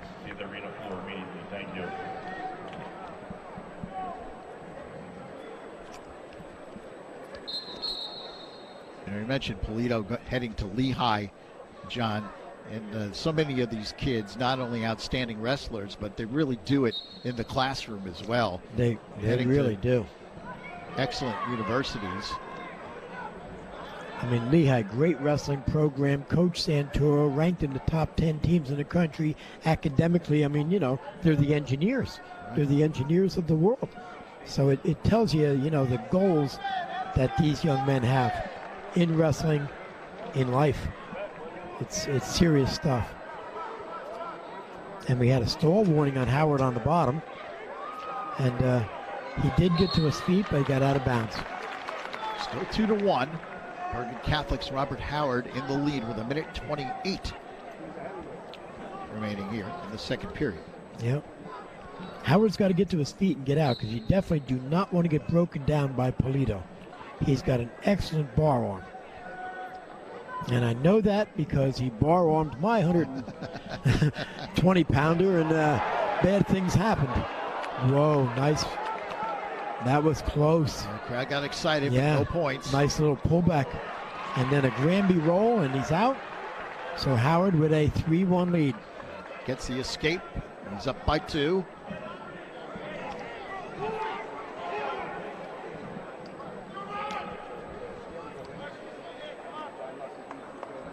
Both of these young men really quick. But you can see as they're moving their feet, Howard is trying to gain outside leverage with his right foot. He's trying to get outside. There we go. Nice shrug.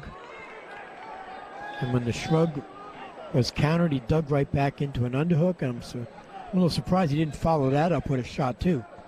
But right now it's tough because Polito's backing up a little bit, and so you don't want to take a shot and get extended.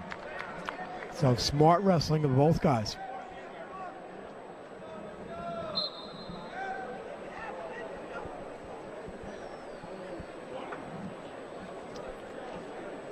Final 15 seconds of period 2. A shrug. Nope, can't get him down. Trying to transition to front head. And then Polito tries to come back with a shrug.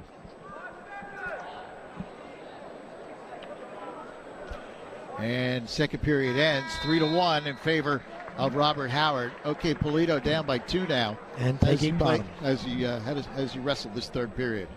He's got to take some shots, right? Yes, he's got to take some shots. But of course, right now, he's down 3-1, and he's kind of thinking, listen, I'm going to get the escape, and then I'm going right back and work really hard for the takedown. So, I mean, this escape means everything right now.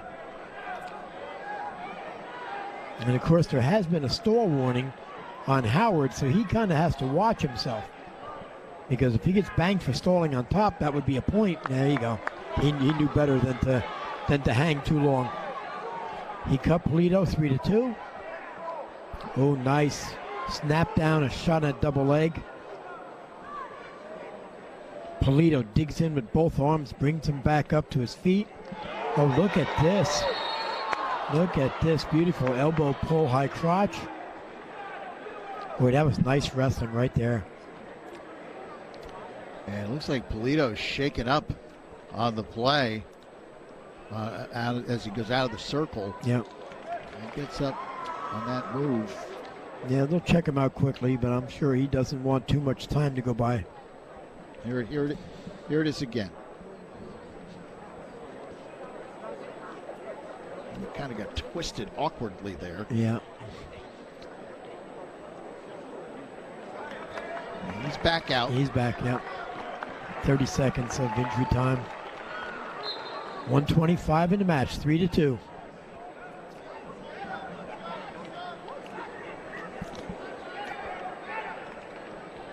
Anticipating, that's really good wrestling by both men here. Some subtleties to positioning going on. Oh, digging that underhook. Yeah, you go real aggressive, moving his head.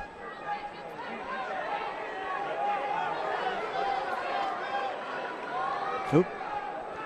And now you see something pretty cute went on right there because Howard circled right back to the center of the circle because he knows he's been warned for stalling, so he doesn't want to play that edge game because that gives the referee leverage for a call.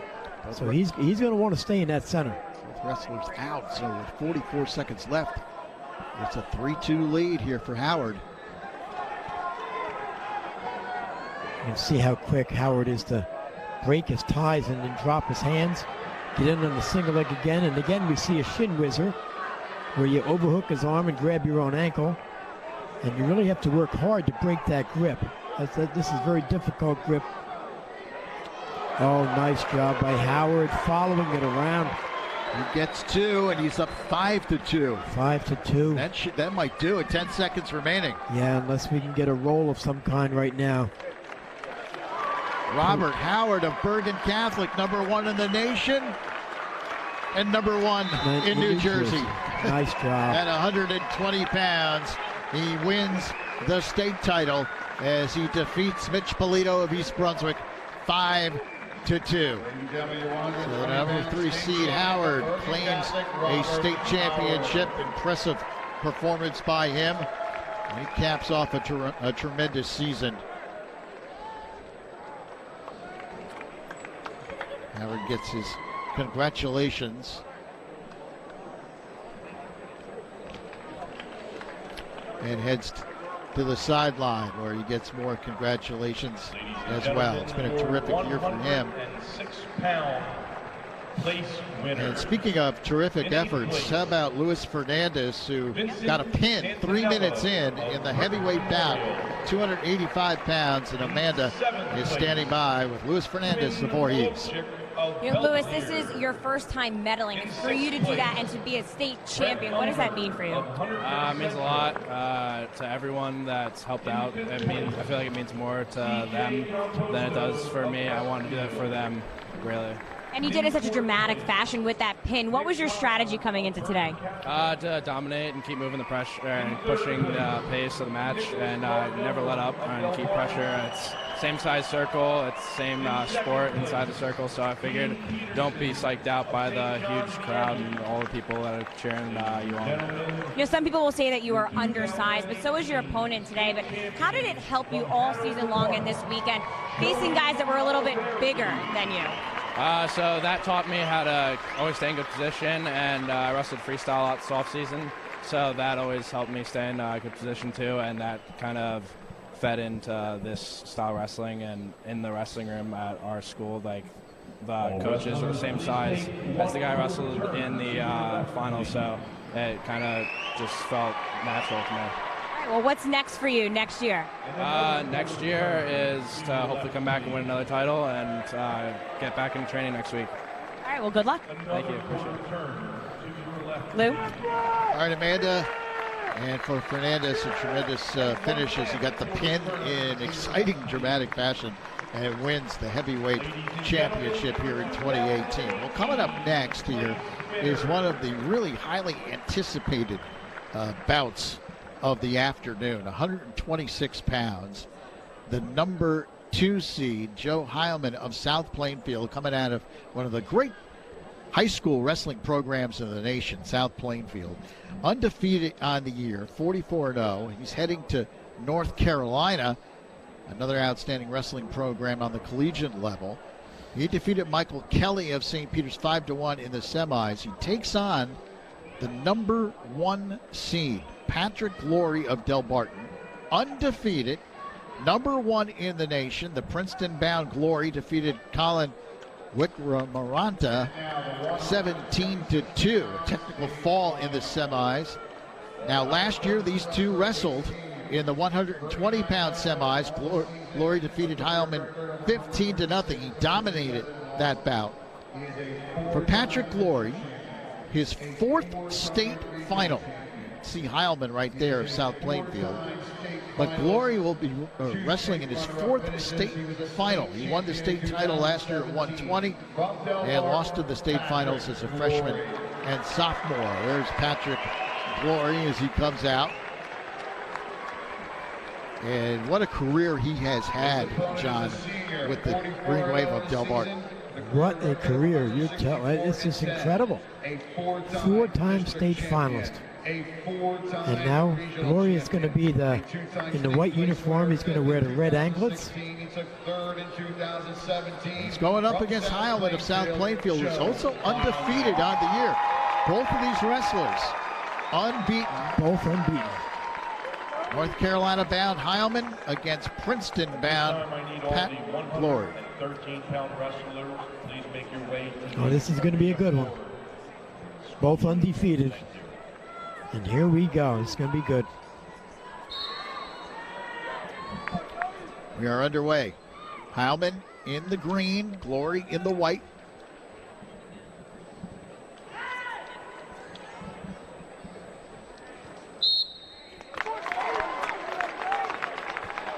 Yeah, Heilmann, an important piece of that South Plainfield team that won the Group 3 state title just 3 weeks ago down in Toms River. They are a very, very good team, great program, and you could make a good argument that he is the face of the program, Mr. Heilmann.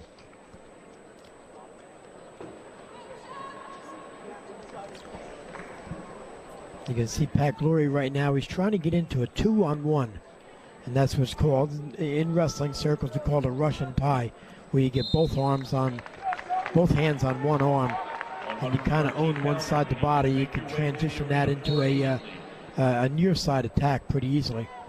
But it was defended nicely by Heilmann. There you go.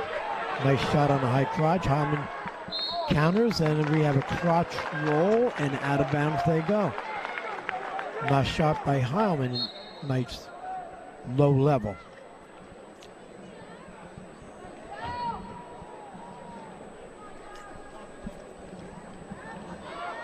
Now we have a interesting tie where they both have a front head, and the heads are stuck under. Okay, they come back out, and again, Pat Glory tries to get that Russian, and he takes the Russian to the near side. Okay, here we go, an interesting position. This is called a split leg single, where you get between the guy's legs, and you lift them up, and then you use your own legs to gain position for the takedown, and the referee scores 2 right there for Glory. So Patrick Glory takes a 2-0 lead here with 15 seconds left in the first.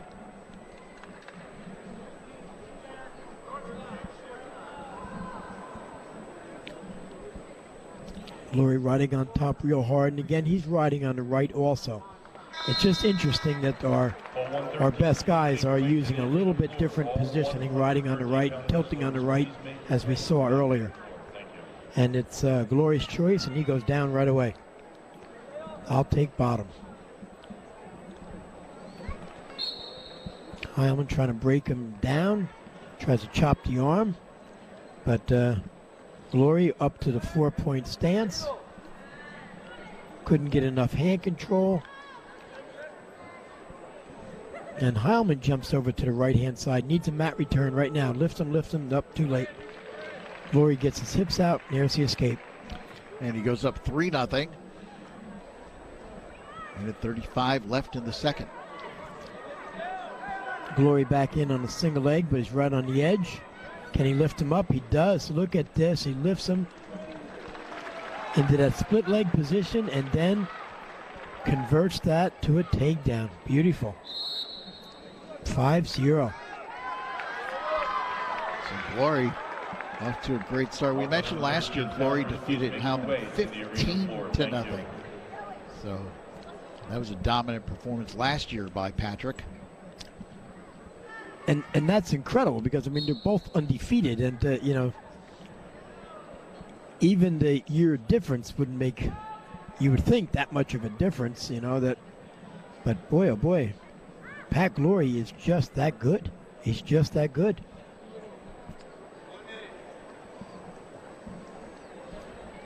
And sometimes, you know, it's how people wrestle. You know, some matches can be closer, you know, depending on body style. So this might be one of those kind of matchups where Heilmann has a difficult time, you know, with the legs in position. Of course, we see again, you know, here's Glory riding on the right. You know, that's difficult to deal with if you're not accustomed to doing that at practice.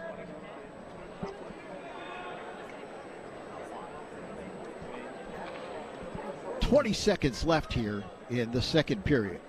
5-0. Pat Glory of Del Barton on top. Yep. Glory, really tough wrestler on top. Right now, Heilmann needs an explosive first move. Right now. Oh, that's not going to do it.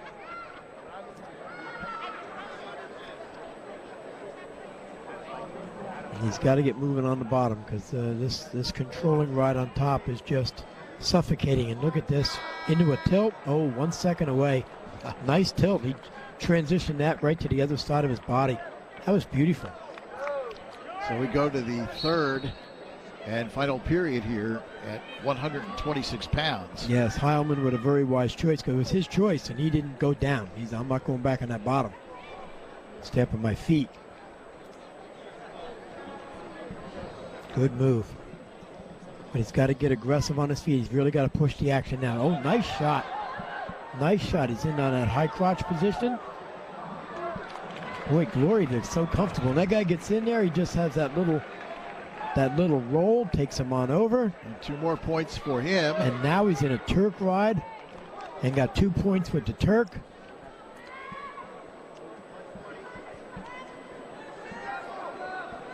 Yep.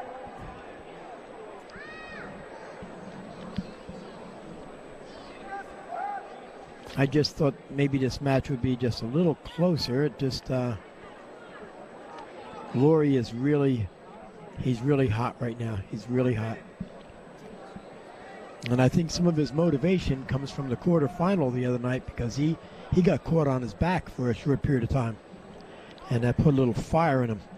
Yeah, he came back to win in the semi, 17-2, technical fall. Right. And he's dominated here, 7-0. 40 seconds left here in the third period.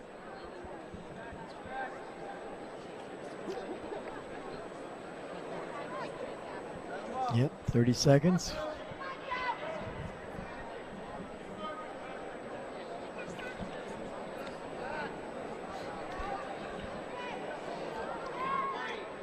Heilmann right now just trying to figure out how to score a point Yeah. against Glory. He Yeah, did you're last right. year, and looks like he's going to be shut out again this year. Wow. And remember, Heilmann is a Heilmann terrific wrestler. He's he's tremendous. 44-0 coming in. Yeah. But he'll go down to defeat here. Patrick Glory Wow. wins again. In his fourth state final, he wins his second championship. And he wins it 7-0 over Joe Heilmann. Number one wrestler in the nation at 126 pounds. Patrick Glory, outstanding effort for him. So Glory, a dominant performance. And the Princeton-bound undefeated wrestler wins in decisive fashion. Ladies and gentlemen, your 113. Well, Amanda is standing by with our state champion at 106 pounds, Joey Oliveri of Hanover Park, who won 6-3 over Dean Peterson. Amanda? Joey, you are only a freshman. Obviously, it's your first time here in Atlantic City. How does it feel for you to finally be able to call yourself a state champ? It's the greatest feeling in the world. My teammate Nikki and Dom, they helped me get here. They push me in practice every day, and it feels great. You've been coming to Boardwalk Hall as a spectator. So what does this moment mean for you to see in the past champions and now to be on the same platform as them? It means everything to me. Seeing former teammates win it, kids from my team win it, it just made me want to do it even more, and now I finally get to have that. What was your strategy coming into this championship day? Just to wrestle how I always wrestle, confident, smart, and physical. Joey, congratulations. Thank you. Lou? All right, Amanda. And Joey Oliveri with the championship at 106 pounds. A great start to his career. And he's going to be an outstanding wrestler for years to come at Hanover Park. He did exactly what he said he was going to do. He was going to wrestle with confidence and smarts. And that's exactly what he did, because Dean Peterson is really tough. And he was able to, shut down Peterson's offense. That was a very impressive performance. Well, coming up next, 132 pounds. And at 132, interesting that neither one of the top two seeds got to this championship bout. This will be a match between the number 3 seed and the 4th seed. Although the number 3 seed, Kyle Slendorn of Howell Township, is ranked 17th in the nation. The senior, who's 48-1, actually 42-1, excuse me, on the season, defeating Anthony Clarizio of Cedar Grove in the semifinals. Second straight final for Slendorn, who finished second last year at 126 pounds.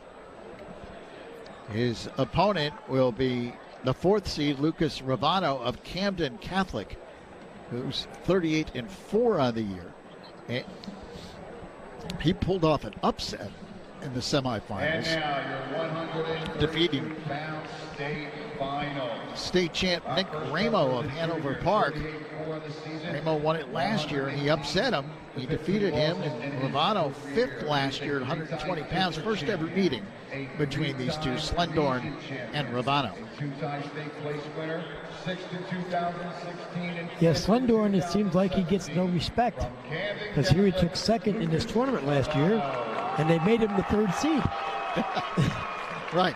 So, well, I think that was the point I was trying to make too. He's 17th in the nation, and he's the 3rd seed. And the 3rd seed here. Right. It tells you something about the strength of Jersey wrestling.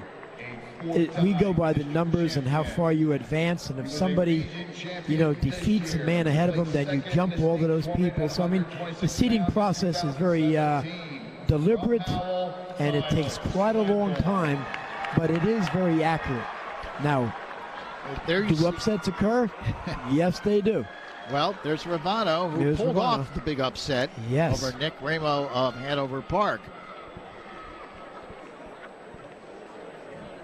And Slendorn hits the mat. At this time, will all 120-pound wrestlers please make your way. So 132 pounds here. Slendorn of Howell Township having a short conference going up against Ravano of Camden Catholic. In school uniform, thank you. Ravano in the green uniform will wear the green anklets. Slendorn in the blue uniform will wear the red anklets. And this is going to be a good one. Seen them both wrestle this year, and they just go.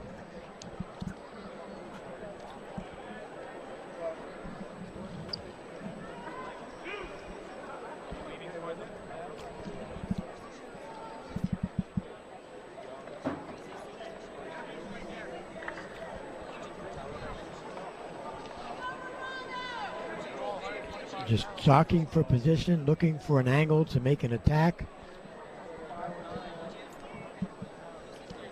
Very deliberate movements here. We don't want to make a shot when you're your opponent's not in the correct position. Again, Slendorn down to that 4-point stand. Now we get into collar ties, and we trade collar ties.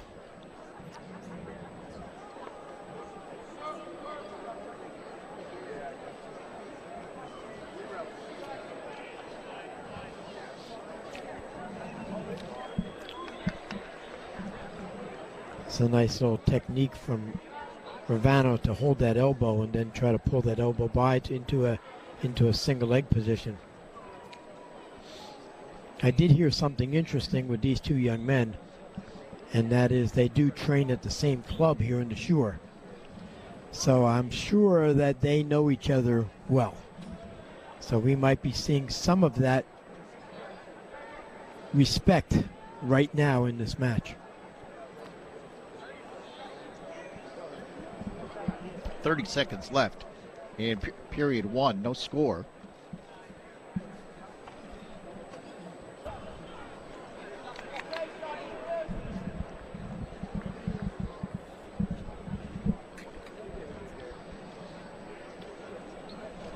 Okay, we have a shot by Ravano and an immediate finish trying to come out the back door.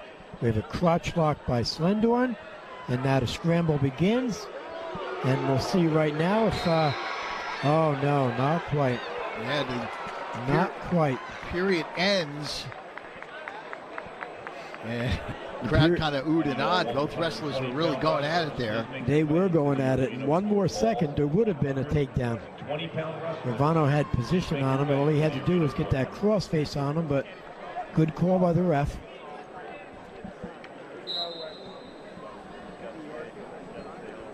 Okay, we have we let Slendorn up. So Slendorn scores first. Slendorn a shot.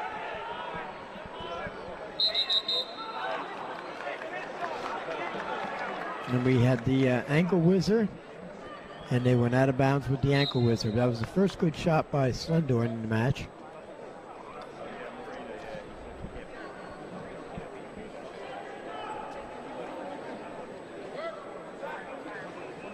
Nothing. Slendorn on top.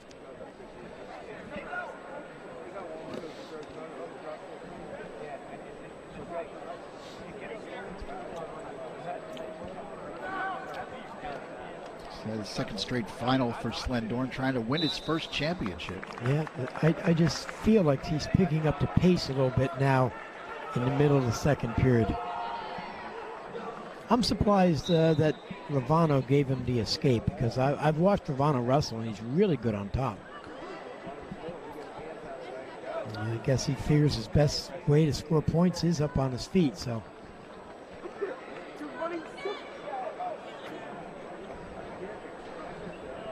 Inside a minute now left here in the second period. Nice shot, near him opposite leg. And now we're going to try to run the corner. Transitions to a high crotch. This is the same position we were right at the end of the first period. Same position we were. And now we have a takedown. Ravano. 2 points for Lucas Ravano. He takes the lead 2-1.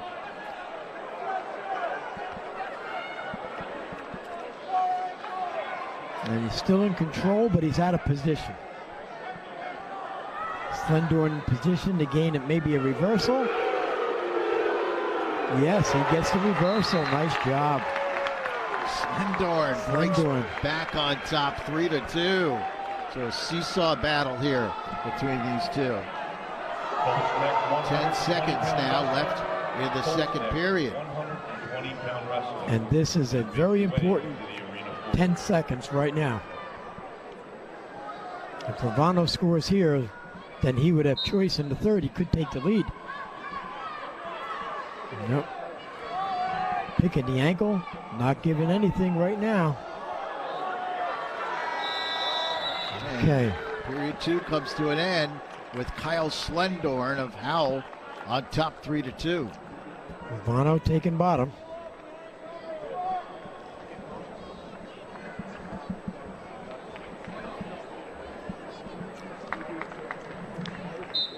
And Slendorn is tough on top. The stand, the leg goes in. Ooh, nice breakdown. Look at that. Power half.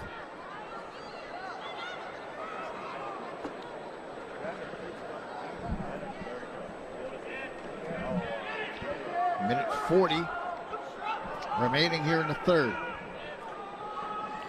Slendorn with a nice leg rod. Has Ravano broken right to the mat. There you go. Good call. Stalemate.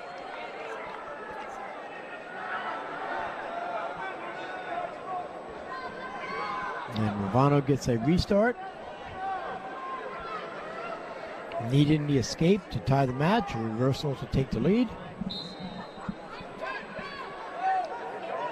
Gets to his feet. And again, Slendorn throws the leg in. And a nice breakdown. Wow, he's tough on top. 1:15 remaining. Ravano getting to the edge of the mat. Still just a 1-point lead for Kyle Slendorn. Yes. And the restarts are real important right now. Maybe putting a little pressure on the referee also. Oh, he gets that leg out. Oh, look at this again. The leg goes in for Slendorn. Gets the arm on the other side. This is difficult to escape very quickly. Slendorn tough on top of that leg ride. Yes, and he's got the leg in on one side. He's looking for the half on the other and a power half.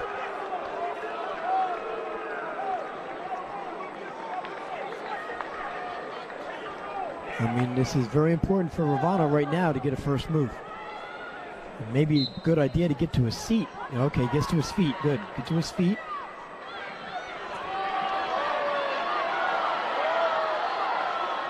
And Slendorn. There you go. Slendorn's hanging on. Hanging on, hanging on. 33 seconds to go. We have a stall call on Slendorn. I'm not sure if Ravano shaken up a little bit. He gets up very slowly. Yeah, he's had a difficult time as he's spent quite a bit of time on the bottom, and that leg ride was very, very strong. So they attend to Camden Catholic's Lucas Ravano. So we said he comes off a huge win. He upset defending state champ Nick Ramo of Hanover Park. And that was a great match last night.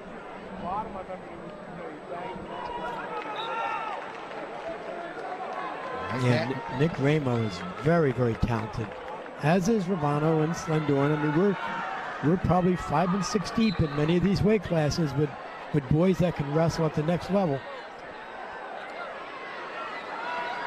Smart job by Ravano, not letting him get the leg in. And now we have a reversal. And he gets 2. No back points. And now we have 4-3. And here we go on a restart. Ravano has the lead, 4-3. 18 seconds left. 18 seconds. This restart is real important. Ravano chops the arm. We have a Granby roll attempt. On goes the half by Ravano. Ravano needs a mat return. He drops down, trying to come out the back door. And Ravano, yes, comes from behind and defeats Kyle Slendorn, 4-3. Wow, that was a good match. Very good. Nice job, both boys. Nice job, Ravano. Terrific. Wow, an exciting finish for Lucas Ravano. And Kyle Slendorn very disappointed as Ravano comes back and gets 2 late points to win it 4-3. And he climbs right up into the crowd to begin his celebration. That is the Camden Catholic crowd. They're thrilled. Meanwhile, Amanda is standing by with our 113-pound champion, and that is Anthony Clark of Delbarton. Amanda? Anthony, you're only a sophomore and you're a 2-time champ, something that people strive for their whole life. How does it feel? It feels amazing to continue my name as down like with Anthony Aston, Nick Soriano. Strive to get kids like that and get 2 more and go down as the second double-on kid to ever win 4 state titles. It's just amazing. Now, we're just watching you. It seems that you have some superstitions. Are there ones that you use just for the finals? Yeah, for the finals, I came up this season because like during practice, we always mess around sometimes. So I figured out like I'm gonna swipe one leg, the other, and then I'm gonna shake my arms out. I've been doing it for every final so far, so it's something I do. Well, so far it seemed to work for you. How were you able to hold on? Your match really went down to the wire, so how were you able to pull it out? I'm a very calm, composed kid. My dad used to say, "You're too calm, you're too composed. Like, get us some energy." So I started getting aggressive, and I'm like, that's just how I wrestle. So I'm gonna continue doing that if it's working. So no changes. You still have 2 years left in high school. What can we expect from you? 2 more titles. Lou, I like his confidence. Absolutely, Amanda. That is confidence from Anthony Clark of Delbarton, who, by the way, remains undefeated here at Boardwalk Hall. Well, we have a break here. More wrestling upcoming here in the New Jersey State Championships from Boardwalk Hall on News 12 Varsity. Another quarter turn to your left, please. Last time we asked you to come in and meet with the most prepared lawyers in the business. Well, that preparation has paid off. New York Magazine just came out with a list of the top verdicts in New York for 2017, and no other law firm had more successful verdicts than Grunberg Kelly Della. So come meet with the most successful lawyers and let Grunberg Kelly Della prepare your case for success. Call today.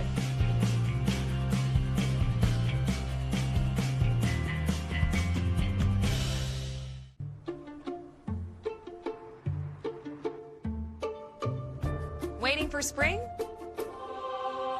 Yes! Be ready for all the season has to offer with a great deal on a new Toyota.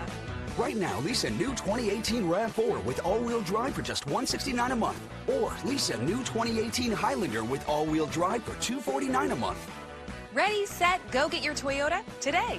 Toyota, let's go places.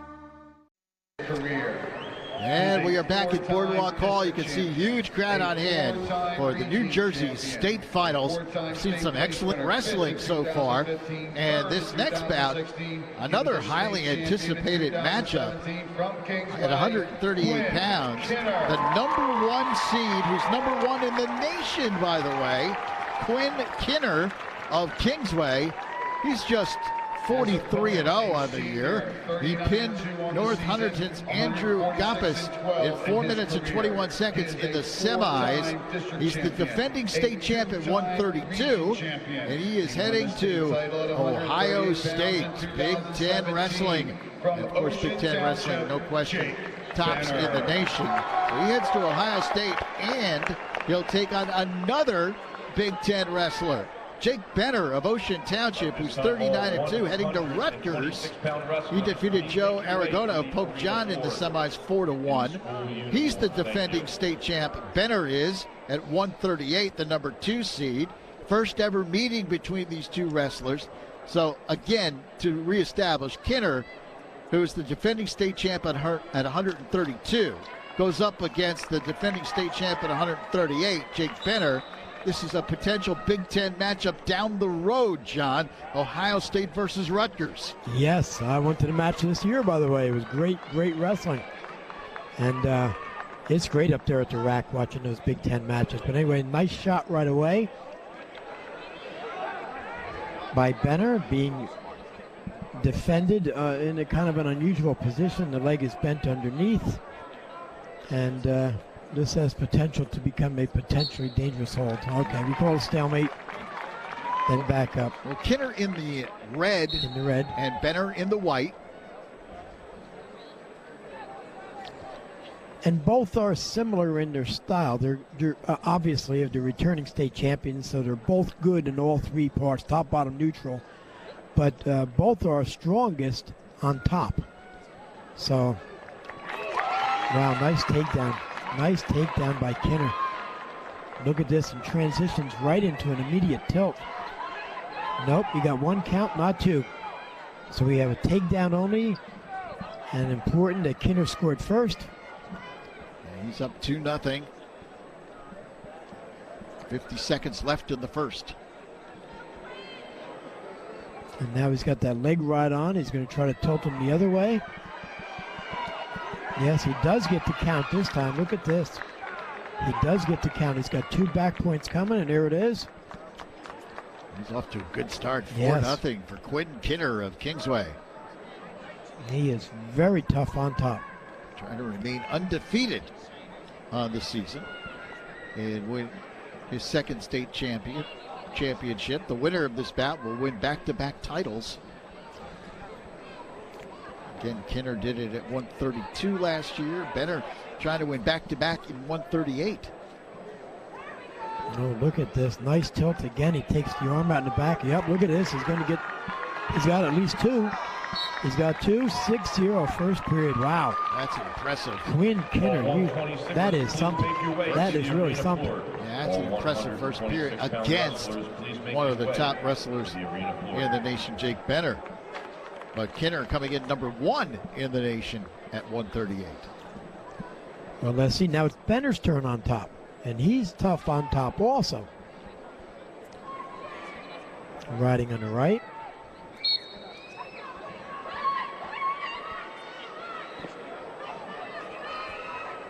Nice first move down there by Kinner. Got his hips out right away.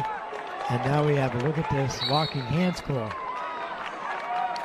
Don't see that very often at this level, but another point for Kinner. He's up 7-0. Yeah. He just explodes on the whistle. This is how you wrestle the bottom. Just. Yep. Benner tried to put the leg in. No, he did get it in. Nice job.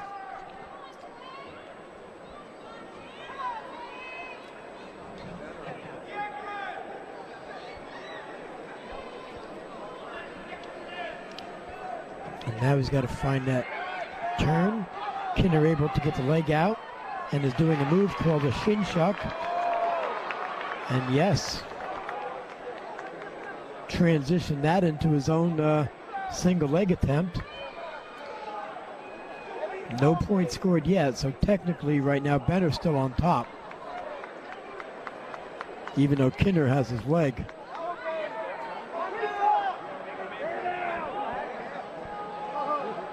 And there we go. We have a reversal. Transitions right into the back. Look at this. Another 2 for Kinner. He's up 9-0. And the back points he got with it. Wow. He transitioned right into from that reversal, loaded his hips up and got the reversal. He got the back points with it. That really impressive wrestling. Yeah, 9-2. I think we both kind of expected this to be much closer at this point, but yes, so far, Kinner's been ultra impressive.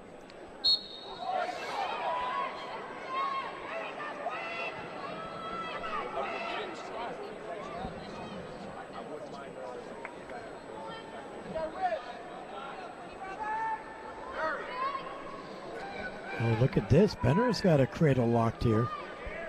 Oh, he broke the grip. Nice, smart wrestling.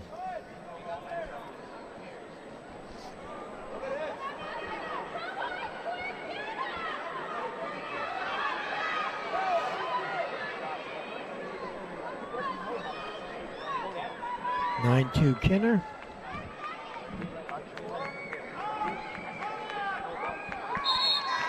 Third period.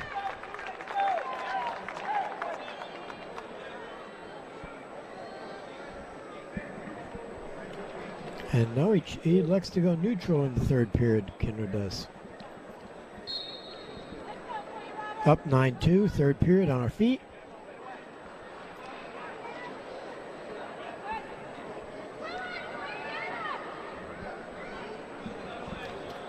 Benner looked for a second, he got that overhook and he looked for a big move on an inside trip. And he pulled back out when the leg wasn't there. That was an interesting, trying to get back in the match, trying to find a throw. Good call by the ref, stalemate, come back up.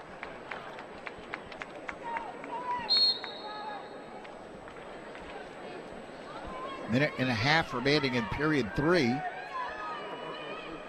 Nice solid shot on a single leg. Again by Kinner.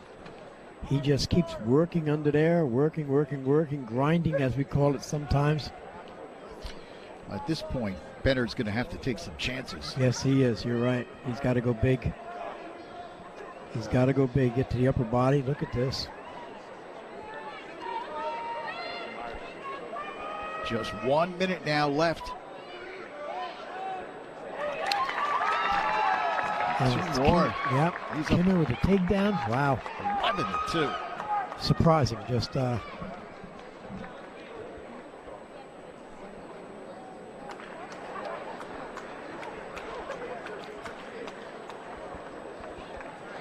dominating wrestling on the top.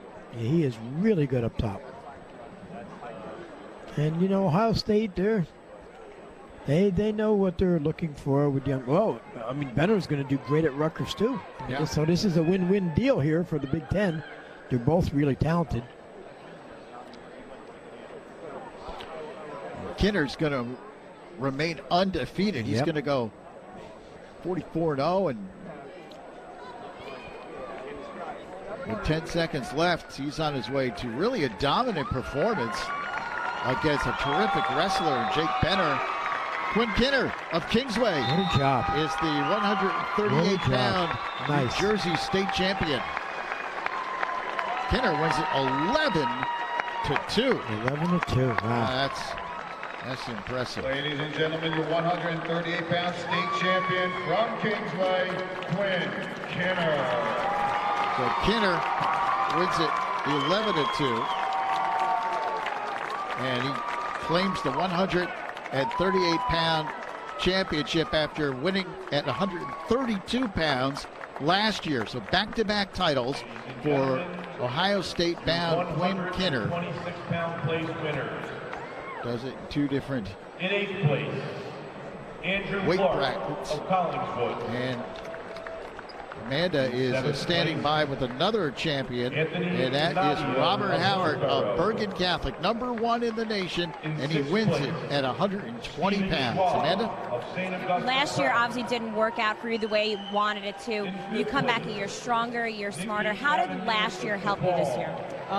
You know, just after such a heartbreaking loss last year in the finals, it was easy to refocus and to realize what I wanted. And I saw, whenever I see someone lose, it's just hard to picture myself there again, and I just wasn't going out to lose today.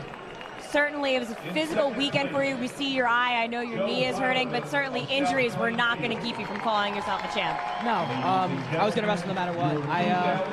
I trained all year for this. This is the biggest tournament of the year for me, and I was going to wrestle no matter what. It was fun. You certainly have some great teammates at Bergen Catholic. Has anyone in particular either sent you a message or kind of motivated you? You know, probably the biggest thing was when Shane Griffith, I was a freshman, or going into my freshman year, and the only thing I have saved in our Snapchat messages was the first thing he said. He said, "Be phenomenal or be forgotten," and you know, that's just stuck with me through freshman year and sophomore year, and he's leaving next year, so I'll definitely keep looking at it every single day. You'll have to find a freshman now to send that message to. Think you're ready for the challenge? Absolutely, I'm ready to pass down the torch and future generations behind us. All right, well, congratulations. Thank you very much. Lou, don't worry. I'll explain to you what Snapchat is in a little bit. Thanks, Amanda. I need that. But how about that quote by Shane Griffith? Be phenomenal or be forgotten. Wow. I mean, those standards are pretty time. high up there, I'll tell you what. That's big time. Phenomenal. Shane Griffith. That means you got to be like a coming through. Multiple-time state champion. Wow, that's big-time stuff. And coming through, Robert Howard, of course, winning the state championship. Excellent performance by him. Hey, getting back to that 138-pound bout we just saw, Quinn Kinner in impressive fashion, 11-2 over Jake Benner. I mean, I think we both have to say surprising. Not surprising that Kinner won, but by the amount. By the amount. And again, in watching Quinn, he is so tough on top. And this is a terrific wrestler that he's turning, from the bottom position. And I know Benner's really good down there, but wow, Kinner just showed, tremendous positioning, technique, confidence to be doing holds like that on an opponent that is as good as Benner is. I mean, it's the whole show. He's terrific. Well, 145 pounds coming up next. Ricky Canidius of Depaul with his Superman jersey on.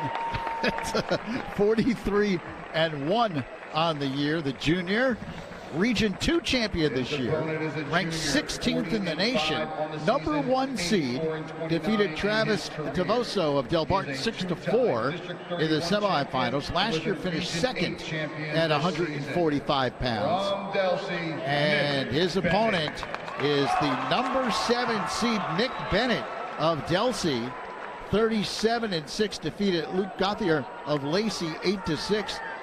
Who lost to Bennett for the second time this season, and only 2 losses of the year for Gauthier. But Nick Bennett of Delsey and Ricky Canidius of Depaul, who has lost just once this year. First ever meeting between these two.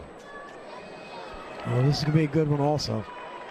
See, Bennett is in the red, and Canidius will be in the gray, trimmed with green. Bennett in the red singlet with the red anklets. Canidius in the gray singlet with the green anklets.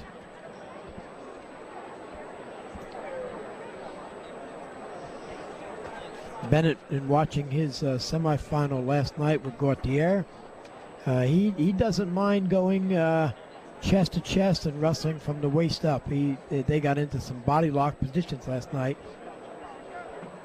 Canidius is more, in watching him last night anyway, he was more of a leg attack wrestler, but we'll see where it brings us in this match.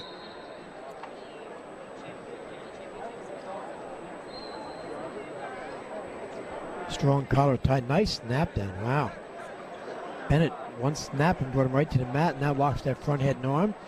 Gonna try to score right here with a head pinch.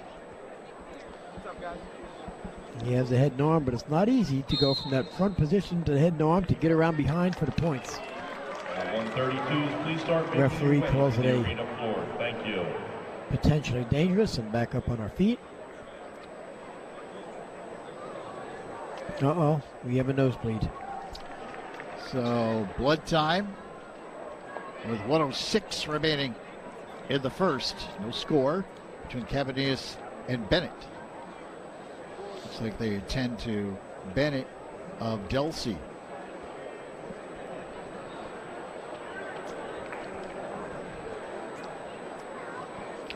Oh, that was quick. Good. Yeah, he's right back out there. We'll clean up some of the blood off the mat.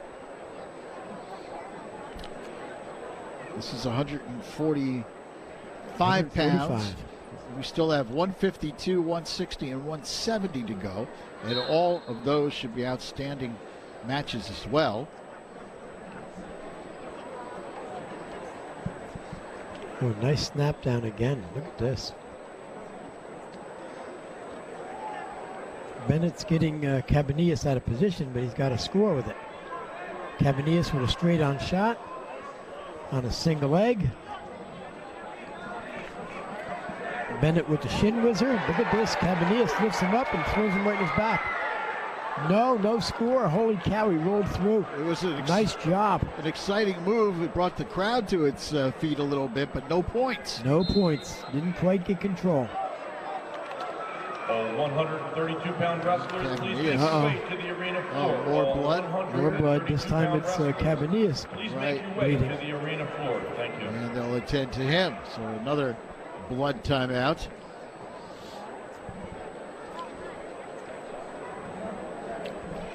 A big matchup coming next at 152. I know you're excited about this one, John. But first of all, let's see if we can see how this blood occurred.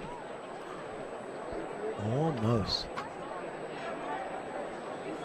Well, it landed pretty hard. I mean, I didn't see where the injury occurred there. You know, while we have a second, we should really congratulate our team state champions this year. What a day at Toms River. It was just incredible. Our Group 5 champions, Howell, over Southern Regional. Group 4 champions, Phillipsburg over Long Branch. Our Group 3 state champions, South Plainfield and Delsey. Oh, we're back to the action. Nice post-high crotch by Canidius, and he gets the takedown. He gets the first 2 points of this bout. Oh, nice breakdown. Chopped the arm and you really give him a heavy, tight waist. And period 1 comes to an end, 2-0. The score, Ricky Canidius of Depaul on top. And we have more blood time.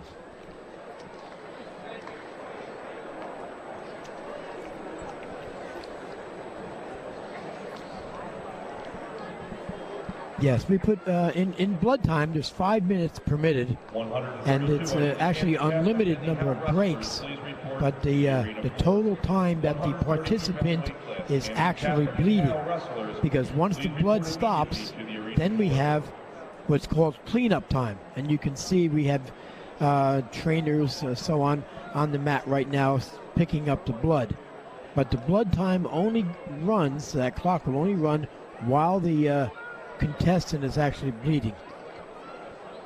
So anyway, it looks like it's getting cleaned up.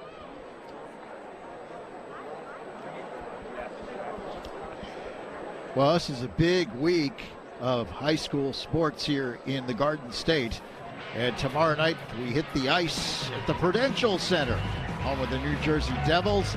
We'll have the Public B State Hockey Championship. Northern Highlands taking on Randolph. The Rams only 1 loss all year. And then the Public C final, Chatham versus Summit. 2 great hockey games tomorrow night at the Prudential Center on the big ice. And we hope you'll join us tomorrow night. First drop of the puck, a little after 6 o'clock. Okay, to start the second period, Bennett chose bottom and got an immediate escape. So the score is now 2-1. And we're back up on our feet. A lot of hand fighting. Another shot by Canidius and a stall call against Bennett. And Bennett trying to work that front head and arm, but he's not able to create enough angle.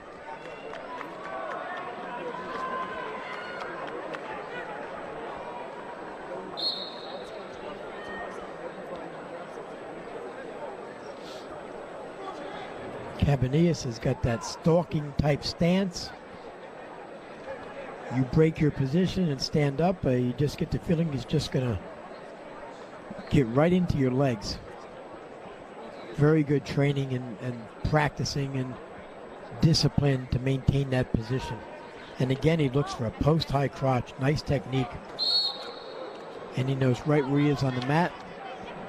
Bennett tries to spin behind, but he had run out of territory.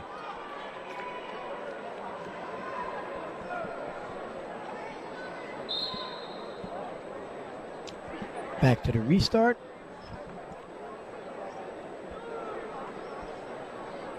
Bennett's got to pick up the pace a little bit now with 43 to go in the second, because he realizes that Canidius does have choice in the third. Canidius in on a nice shot in the single leg. And now can he convert it? Look at this, trying to change sides. No, can't do it. Boy, that's good technique. When you have the single on one side and then are able to get your head to the other side of the body to transfer into a double leg. Bennett with an outside double. Canidius drops his hips, trying to turn the corner. Can't get around the corner. Back up on our feet.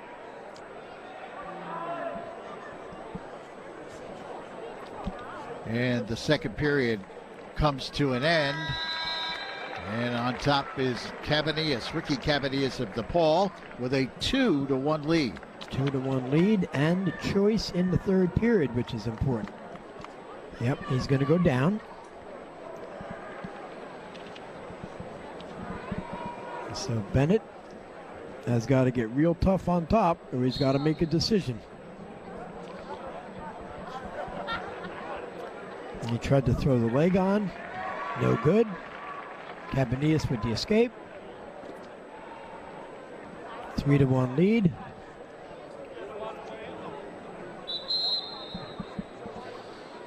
Blood time again. And we've had, this is, I believe, our fourth one here of this match.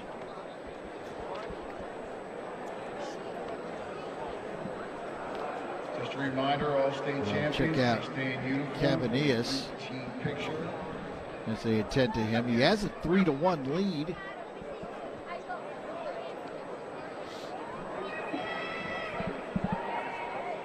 Minute 41 left in the third period.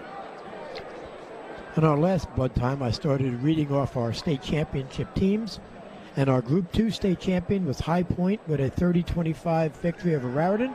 Group 1, Paulsboro, 32-22 over Emerson Park Ridge. And of course, our parochial or non-public A is Bergen Catholic over Camden Catholic, 62-12. And our non-public B, Pope John of Sparta over Holy Spirit, 48-21. Great job by all the boys.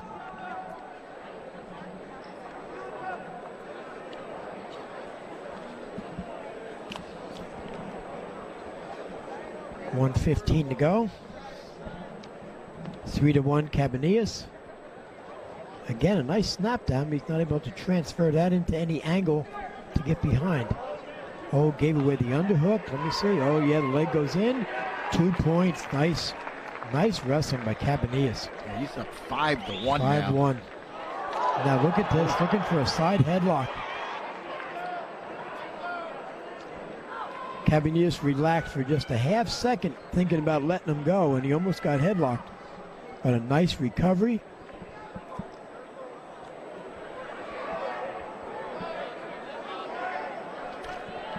Ticking down, 30 seconds left, 33 seconds remaining here in this third period. And Nick Bennett's going to have to do something spectacular here now to try to overtake Canidius, who's got a 4-point lead. Yeah, he's going to have to look to go big. What we call go big is go for a throw. Get to the over and under position, but you really have to get to your feet to do that. And Canidius is riding on the right, and he's riding so strong. He's not even allowing Bennett to get to his feet. So this is a very impressive performance by Canidius. Ricky Canidius, who finished second last year at 145 pounds. And we have a stall call on Canidius on top, so they stop the match. Appears as if he's going to win it all this year. Yep, all he needs is one breakdown. 7 seconds away. Look at this, look at reach back and he let him up. 5-2, but that will do it. Nice job. Nice job, 5-2.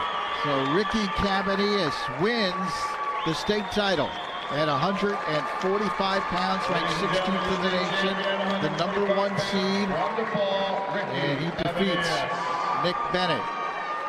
So Canidius with a state title, and he brings one home to the Spartans of Depaul.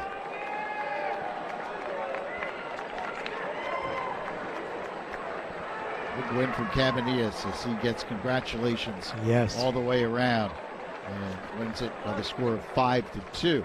And he deserves it, and he did some very sophisticated wrestling.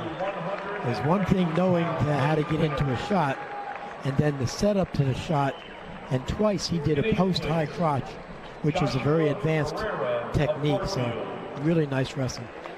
Amanda is standing by with the state champion at 126 pounds, undefeated Princeton-bound Patrick Glory of Del Barton. Pat, how does it feel to end your high school wrestling career undefeated and with another state title? Yeah, it feels amazing. You know, I'm truly blessed, you know, just to be able to, you know, compete on a stage like this in front of a great crowd.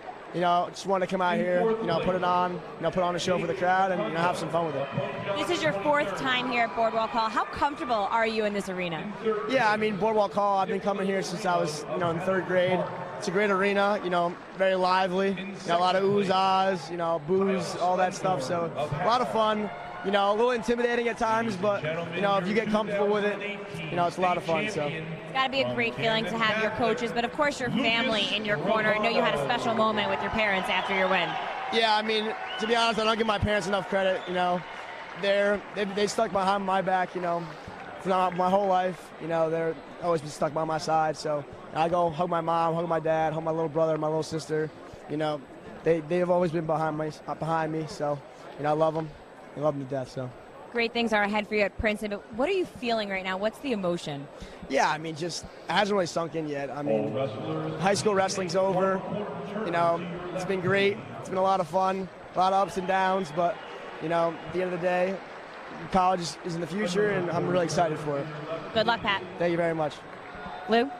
Patrick Glory, a tremendous career at Del Barton, 4 times in the finals, 2 times state champion, undefeated this season, and now he heads to Princeton, another outstanding wrestling program.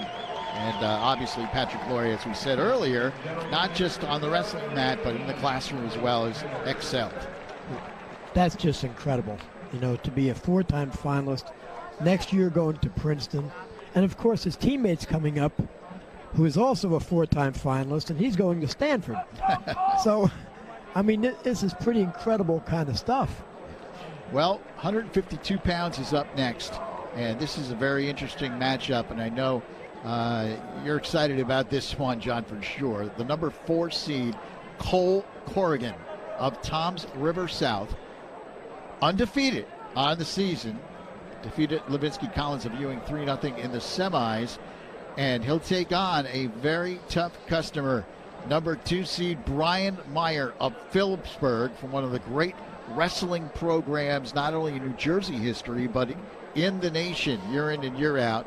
39-2, who defeated Joe Casey of Bound Brook 7-5 in overtime in the semi. And Meyer, who is Lehigh bound, so he'll go from Phillipsburg to Bethlehem, not far to go to school, but a great program at Lehigh. He's the all-time winningest wrestler now at Phillipsburg, 129 dual wins, and that's saying something, because Phillipsburg, as we said, is one of the great wrestling traditions and history in high school wrestling. That is saying a lot to be the all-time winner, because they've had champions, you know, way back into the 1930s and 40s, and I mean that. And when Thad Turner got this modern version of it started, holy mackerels! I mean, they are just state championship team almost every single year. So, and of course they're right on the border, and they go over and they wrestle in the Lehigh Valley quite a bit. And you know, I found it interesting last night with Meyer, because he was in overtime last night with Casey from Bound Brook, and the move he did to win the match was the Easton Shrug. I mean, really, you know, of all moves, the Easton Shrug, you know, So, they copy holds back and forth right across the Delaware River up there. Now, very interesting here. Corrigan and Meyer have identical colors on. Yes. But don't worry, I know which one is Corrigan. I know which one. He's got that red anklet on, and he's our Indian. John, tell us a little bit about Cole Corrigan from Toms River South. Cole Corrigan is the whole deal. Again, academically, we talked about the other boys where they're headed to Princeton and Stanford and so on. And Cole next year is going to Columbia. Oh, that's he's undefeated in wrestling this year. Fine young man, coached by Coach Laycock in the corner over there, who I coached him in high school. We're very proud of our wrestling programs in Toms River. And, of course, as a former head coach at South, I'm very partial to the Indians forever. So it's a big day for us when we get a state finalist. And, if Cole wins, he would be our 8th state champion, so that would be a big victory. But we know all about Peaburg. We know all. You don't have to tell us about Peaburg.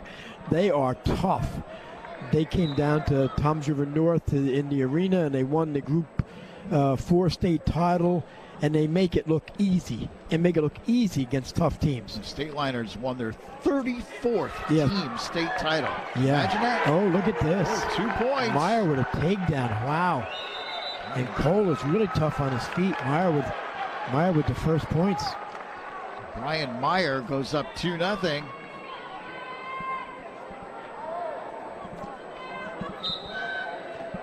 Yeah, nice breakdown too. Right away, stopped that arm, stopped Cole from getting up to his feet. Cole did a little change over there, did get to his feet, and does a stand up and get the escape. And so it's 2-1.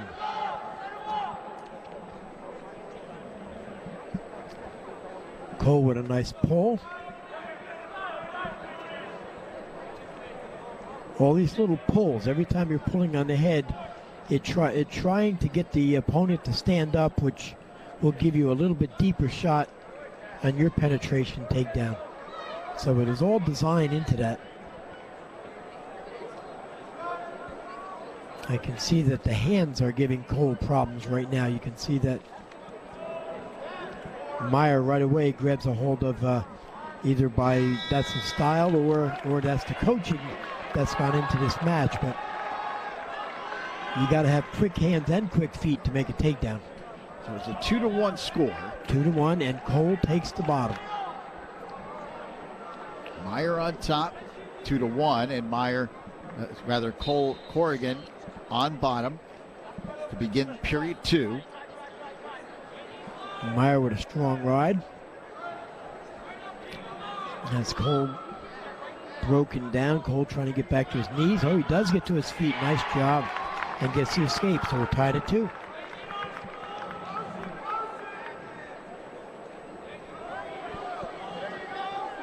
And Cole had an opening there. You see he did that fake and level change.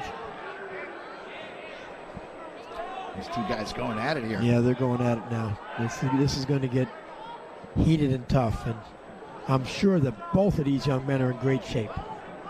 So we're going to go hot and heavy right through the third period. This is going to be good.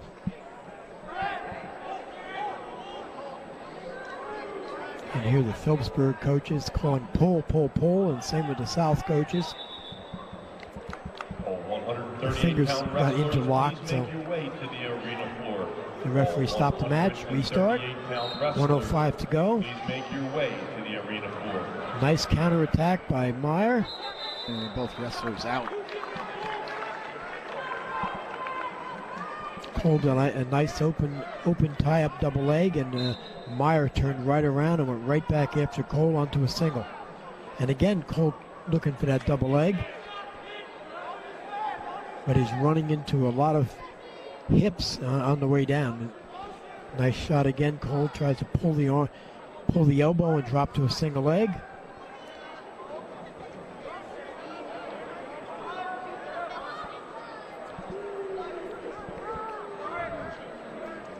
.30 seconds left in period 2. Tied at 2. Tied at 2.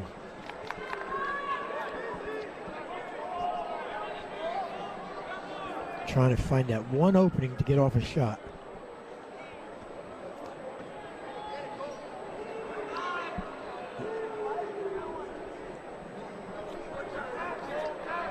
If it's there, Cole will explode. He's very, very quick on his feet. Oh, nice shot by Meyer. Look at this. Turns the corner. We have an ankle whizzer, and we run out of time. Yeah, he runs out of time, so score remains 2-2. Yes, but Meyer's choice in the third. And Meyer goes bottom.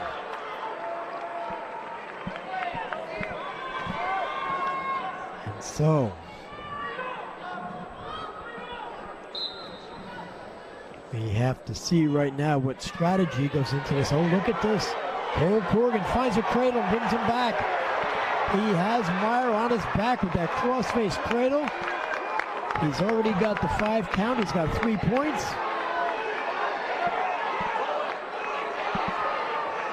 And if he can keep this grip, he'd be smart to stay right here. Oh, loses the grip. And the 3 points go on the board. 5-2.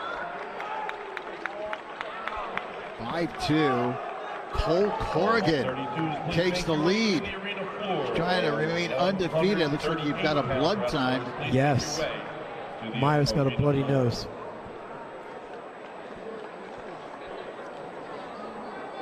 And the blood time is running down from 5. We're at 4:45, 4:44.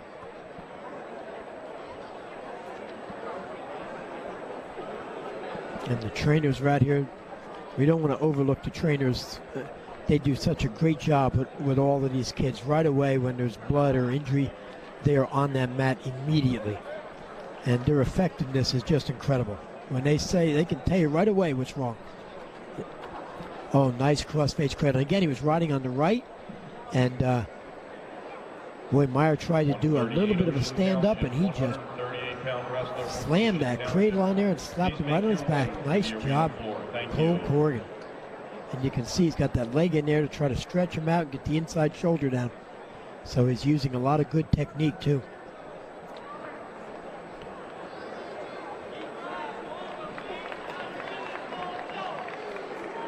And it looks like they have been able to stop the bleeding. Yeah, the bleeding has stopped, and now the cleanup time is... Okay, 5-2. Corrigan on top. Just about a minute and a half left here in the third period. Corrigan with that big 3-point lead here. Yeah, big 3-point lead. Oh, nice job. Corrigan gets that leg in and flattens him right down. Uh-oh, what happened? Meyer looks like he's hurt. No, now he's what was that? Official. You can't just take a timeout and get a restart, can you? Guess he did. I thought he was injured. Yeah, that's what it looked like, and the referee did too. But anyway, okay, now we're back to the action. Then the leg went back in, and Corrigan riding really hard on top. Now with the leg in, he's looking for a power half. Now he's looking for a bar on the far side. And again, he's got the leg in on the right-hand side, which is difficult to deal with. And now he's looking to control that head with the football grip. Nice wrestling by Corrigan. Important to control something on the, when you have the leg in on one side, you got to control something on the other side so that the bottom man doesn't start rolling around. 30 seconds to go. Corrigan now transitions into a bar arm on the far side. And we have a stalemate with 22 seconds to go. Meyer's going to have to pull something out here. Pull something out of the hat. Next 22 seconds. He's down by 3. Cole Corrigan. This would be an upset. Corrigan's the number 4 seed. Meyer, number 2 seed.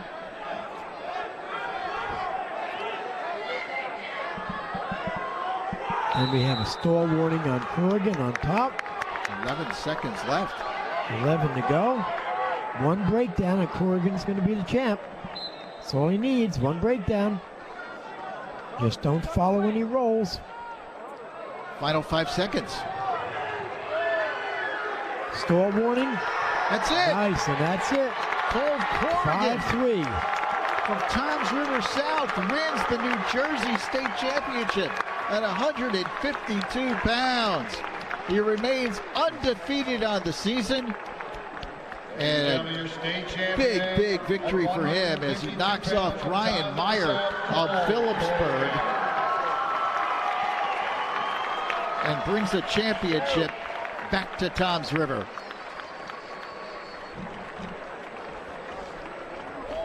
Oh, it's got to be an exciting moment for that young man in Toms River Wrestling. Toms River High School South Wrestling, we're thrilled. Now let's check in with Amanda. Great stuff. With Lucas Ravano of Camden Catholic, who himself had an exciting moment as he won the 132-pound state championship. Lucas, it was a come-from-behind victory for you. What was going through your mind, and what was your strategy in that last minute? It was just stay calm, keep my composure, and just wait for my moment. And my moment came, and I took it. Before, you were telling me about your style of wrestling. How would you describe it? Fast-paced, non-stop. Try and get the kid tired as quickly as possible. This robe looks very comfortable. Do you plan on ever taking it off? Not anytime today. It's a lucky robe. Well, do you get to keep the robe now that you are a state champ? I do get to keep the robe. That is, I believe that's a tradition. You win states, you get to keep the robe. So who's going to have to clean it? That's what I'm just worried about. There's a lot of sweat going on right now. Yeah, I mean, a lot of work put in this robe, so I don't know if I want to clean it. All right, well, let's clean it before next year, all right? Lucas, congratulations. In fourth place, Cody Harrison. All right, Amanda, Lucas. All right, guys, well, don't go anywhere because we have the final two matches coming up after this. On the 23rd. Jewelry design, diamonds reset, jewelry appraised by a GIA graduate gemologist. Always while you wait and watch, your diamonds never leave your sight at Gennaro Jewelers in Belmore. Honest and reputable since 1923. Feel totally at ease while you sit next to our diamond setter. While you wait and watch your diamonds being set or resized, visit our exciting new website, GennaroJewelers.com. If you live on Long Island, you know where 112 is. At Chevrolet 112, no matter what size vehicle you're looking for, we have something for everyone. With the Nessinger name you can trust for almost 50 years, we are Long Island. If you're looking for savings on hundreds of Chevrolets, your route is Chevrolet 112. We make the buying experience easy. At Chevrolet 112, it's all about the experience. You'll never be disappointed. Home of the low price guarantee, 2096 Route 112 in Medford. Back at Boardwalk Hall here in Atlantic City for our final two matches here in the New Jersey State Finals. 160 pounds should be a dandy. Shane Griffith of Bergen Catholic going up against Robert Pinard of Wall Township. And then we'll wrap things up with Michael O'Malley of Hasbrook Heights against Chris Foca of Bergen Catholic. So two outstanding matches to come. And still this place buzzing over that effort by Cole Corrigan of Toms River South as he took the 152-pound crown. Fabulous effort by Cole. I mean, in the second period, he's down by a couple after giving up the takedown. And, boy, he threw a nice cross-face cradle. Nice cross-face cradle. Brought him back over for the 3 points, which effectively won him the match. So, really a super effort, and of course, adding to the legacy at our 8th state champion at Toms River High School South. But Cole has a big career ahead in the EIWA, wrestling for Columbia. So, just terrific. These kids go into these great schools and accomplishing so much athletically. Can't say enough. Well, here we go for 160 pounds. Bergen Catholic, Shane Griffith of Bergen Catholic, 38-1 on year. Number one seed, number one in the nation at 160 pounds. Stanford bound.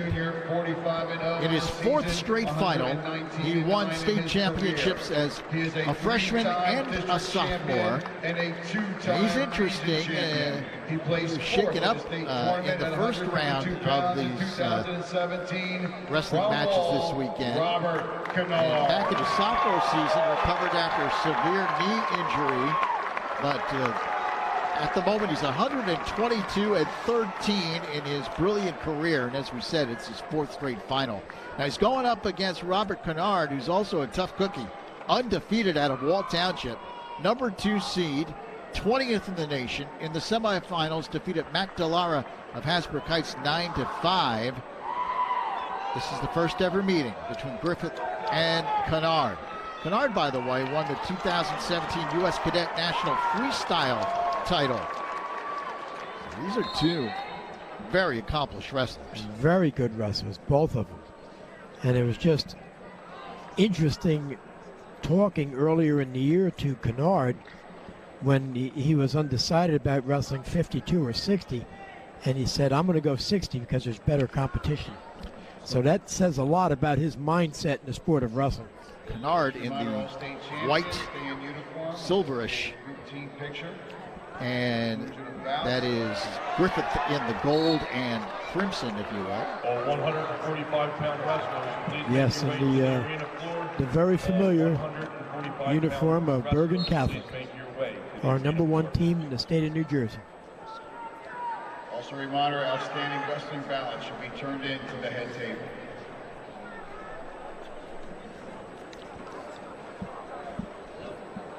Nice try for an underhook throw by from Griffith. And Kennard squares his hips right away.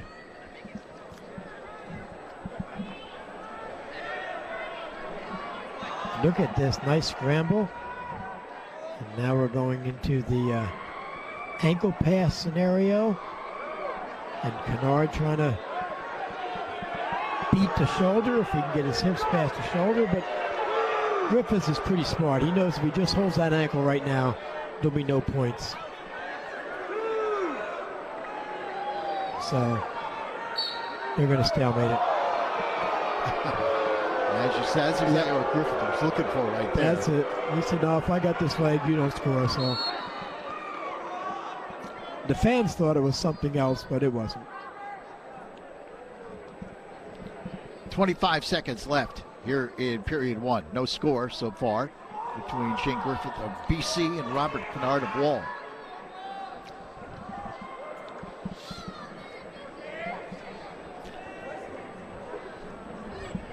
Kennard, another one of those outstanding wrestlers from a tough conference, the short conference. Yes, yeah, we did quite well.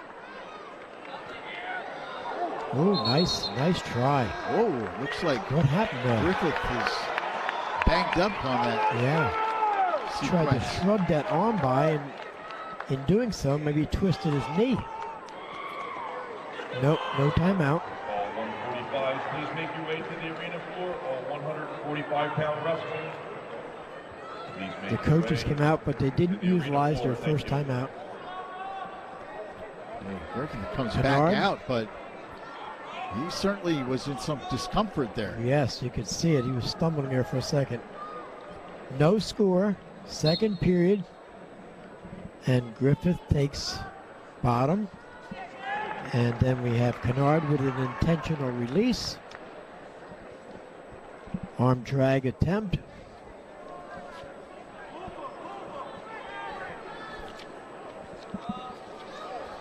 Single leg by Griffith. Nope. Carried it out of bounds.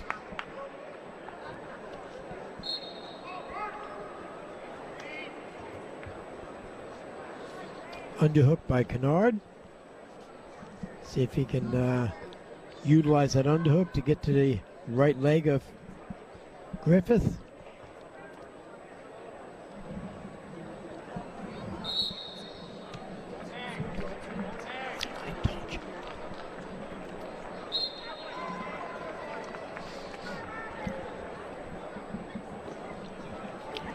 Oh, look at this. Nice counter by Kennard.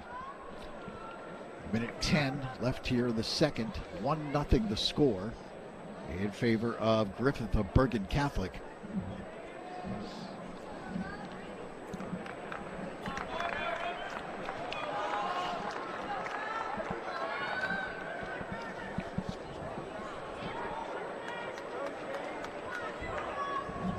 Ooh, nice little elbow pull. Try to get into the legs. and countered with the hips by Griffith. Tough to score on Griffith. He's got good hands and he's got strong hips. Look at this over and under position on the mat. 30 seconds left in the second period. Low scoring affair so far. 1-0 in favor of Griffith. Griffith, another one of those outstanding student athletes heading to Stanford.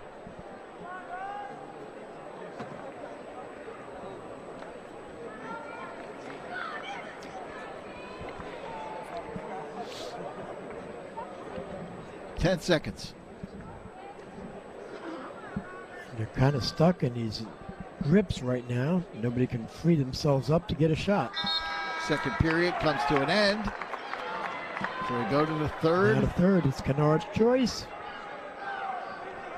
1-0, he's down. Now the reason there's hesitation right now is because Griffith is really tough on top. So I'm sure there's a hesitation about going on the bottom. Look at, and he got out. He got out. And nice job. Now we're tied at 1. Now we have some fun. Snap down.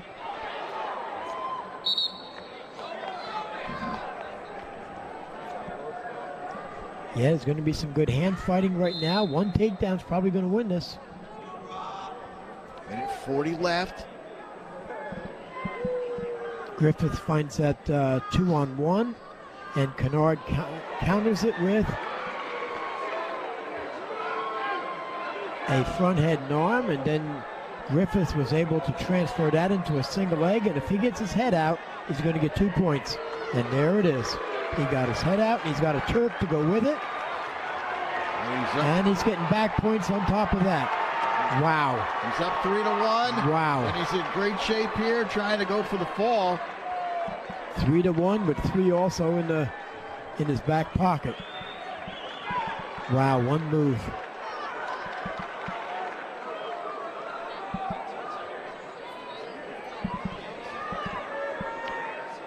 Now this is incredible stuff because we're watching a young man that's in his 4th final, winning his 3rd title.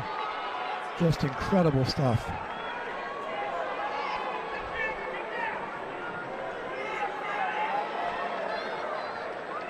.30 seconds left here in the third period. Kennard trying to get out.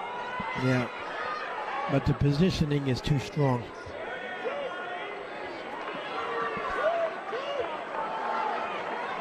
And Griffith is not, oh yeah, he did get off his back, but he's still got that Turk. He's got the leg hooked on the bottom. He's still, there's those 3 points, so he's up 6-1. 6-1 now. 10 seconds to go. And Shane Griffith will win the state title at 160 pounds. He wins it 6-1. His 3rd championship. Won as a freshman, sophomore, and now a senior. Nice job. So tremendous effort by him. No panic in that guy. 1-1 in the 3rd. He just takes him down and turns him over. So Shane Griffith, tremendous job by him. And he wins the state title at 160 pounds. Amanda is standing by with 2 state champions. Quinn Kinner of Kingsway at 138 pounds and Cole Corrigan of Toms River South at 152. Amanda? All right, Lou, we're going to start with Quinn. Quinn, once again, we meet here at the state finals. How does it feel to be a champ? It feels amazing. I mean, same as last time. It's the best feeling in the world. You get to share with all these guys, your family, friends, teammates, coaches, everybody. I got my big old family right there in the front row. It's awesome. And then to throw up that OH, meaning, I mean, go Bucks, baby. It's exciting. I got an exciting future, but it was bittersweet at the same time because I loved my career, I loved my coaches, my teammates, and these are some memories that I'll never forget. What were you feeling? What was the emotion as you knew that this was going to be your last match? It was crazy. People tell you all the time, time flies, and you don't believe them. They say it's going to be the quickest 4 years of your life, and you don't believe it because in the time you're saying, this is going so slow, and then the fourth year comes and you're in AC on Sunday and you're saying, holy crap, where did time go? This is my last ever match, and it's something that it was a crazy feeling, but at the same time, it's exciting. All right, Quinn, congratulations. Thanks. Thank you. All right, Cole, now we move on over to you. A little bit of a different match. How did you bounce back in that first period? Perseverance and just keeping my mind right and positive thoughts, thinking about my family, my coaches, my team, my friends, everyone who came out here to see me, and just really doing it for them, staying focused. You were able to jump ahead and take that lead in the third period. What was the difference for you? What do you mean? Like, did you change your style at all? Did you kind of change up anything? No, like I said, just positive thinking, and saw my opportunity to get that cradle, and I just locked it up, and it was kind of just instinct, really. It wasn't a game plan or anything. How does it feel for you to bring this title back to Tom's River South? It means the world to me, and with all my friends and family being here, coming out very far to see me, it's just such a great feeling. I'm so grateful to have done that. Well, congratulations. Thank you. Lou? All right, Amanda, we go now to our final match of the night, 170 pounds. Michael O'Malley of Hasbrook Heights, undefeated on the year, 39-0, ranked 7th in the nation, headed to Drexel for his college career. In the semifinals, he defeated Nick Addison of Rumson, 15-0, dominant performance. And this is his second trip to the final. He comes in at 162 wins and just 12 losses in his career. And that's a look at Chris Foka of Bergen Catholic, 28-4, the number 2 seed, ranked 8th in the nation, headed to Iowa State. And in the semis defeated Nick Caracappa 10-2 of St. John Vianney. Last year he finished 3rd at 160 pounds. So this is a matchup of 2 top 10 wrestlers in the nation, O'Malley at number 7, Foka at number 8. It's the 3rd time they'll wrestle this year.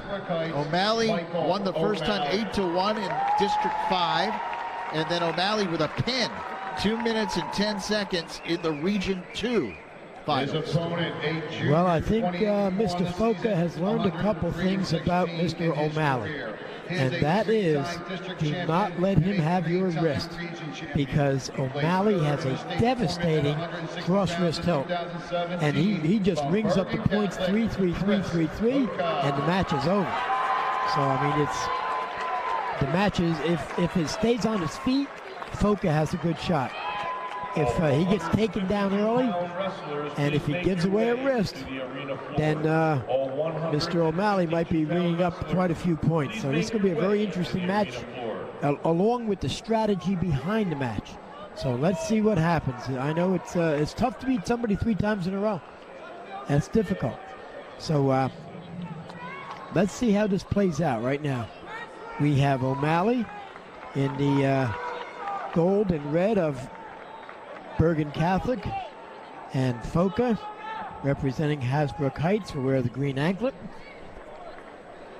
O'Malley actually in the orange for Hasbrook Heights, and Foka for Bergen Catholic in the gold and red. State champions, please stay in full uniform. Oh, yes, you're right. Holy cow. I got so used to Bergen Catholic winning, I just and I saw the corner over there. I got the other way around. I got O'Malley is yes, he's been our region champ and our district champ. Yeah, I had that backwards. Sorry out there, fans. I know you're probably grousing at me right now, but that's all right. We got it all under control. And O'Malley and Foka, as we said, 2 familiar opponents. 3rd time this year that they are wrestling against each other. And both are out of the circle. Minute 17 left and in period 160-pounders, please make your way to the arena floor. All 152s. Again, we got a strong underhook. Wrestlers, please make your way to the arena floor. Foka trying to control the match. Again, if he can stay up on his feet here, that gives him the best shot winning the match on his feet, staying on top. O'Malley 39-0 coming into this one. Has lost only 12 times in his entire career. Wow. Hasbrook Heights. Nice shot.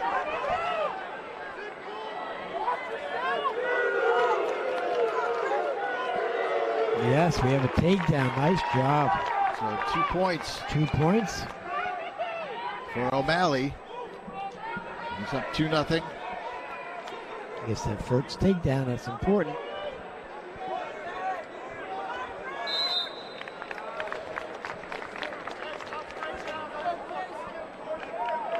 All 152s and 160s, please make your way to the arena floor. Thank you.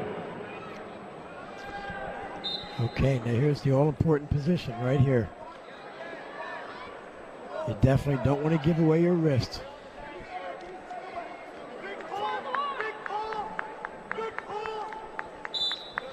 Yeah, the coaches are calling big pull. They want to try to keep him in bounds. Get a quick breakdown. If Foka gets a breakdown, he could be putting up some points. 11 seconds to go, first period. 2-0 O'Malley on top. Uh-oh, we have an injury time. And Chris Foka. Looks like maybe an ankle got twisted under there on. Reaching for that ankle. So timeout called with 6 seconds remaining in the first period. 150-pound wrestlers and 160-pound wrestlers, please make your way to the arena floor. Checking Foka out. He looks like he's in pretty good amount of pain. Photo, conclusion of the ceremonies. Also, those with outstanding wrestling balance, please return. When that ankle gets turned under like that, it's discomforting, but I'm sure they'll get him up to his feet and walk it around a little bit. Uh-oh. Uh-oh, they got him up and he sat right back down. That's not good. There we go. We're going to put a figure 8 wrap on top of the shoe right now. Try to give him at least some mobility.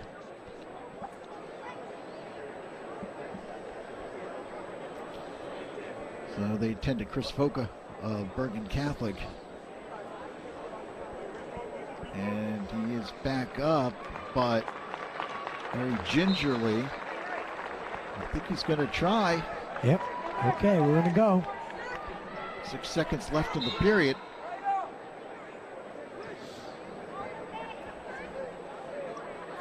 And the period ends. Comes to an end with O'Malley on top 2-0. Foka can't really put any pressure on that right leg at all. Yeah, he tried to stand up there and caved back in. Oh, good. Try to roll there, but that roll got covered very quickly. And here comes those tilts.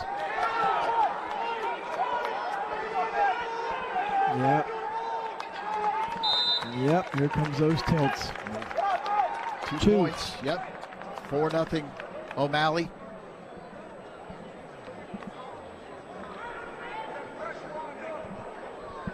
Yeah, now it'll be even more difficult because the best way to stay out of those tilts is to get up to your feet.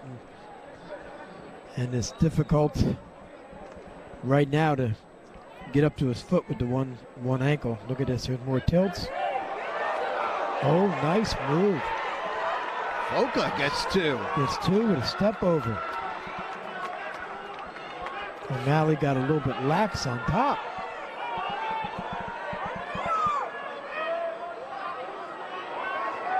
And he's working down there. There we go.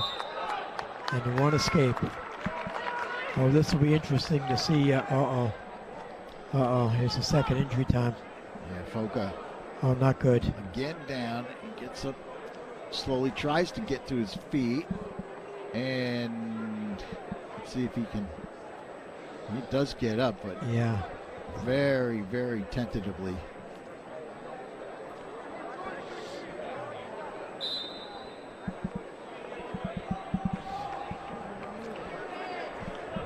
Well, let's see how he's going to be able to wrestle on his feet. And of course, the second injury time, so.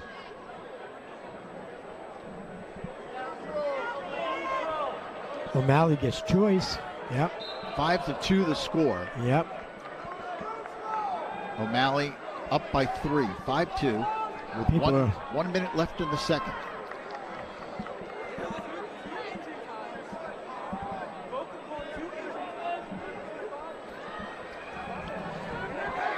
Uh-oh. 2 points for O'Malley. Oh, almost a deep half there. Yep, 2 points for... He's up 7-2. Wow.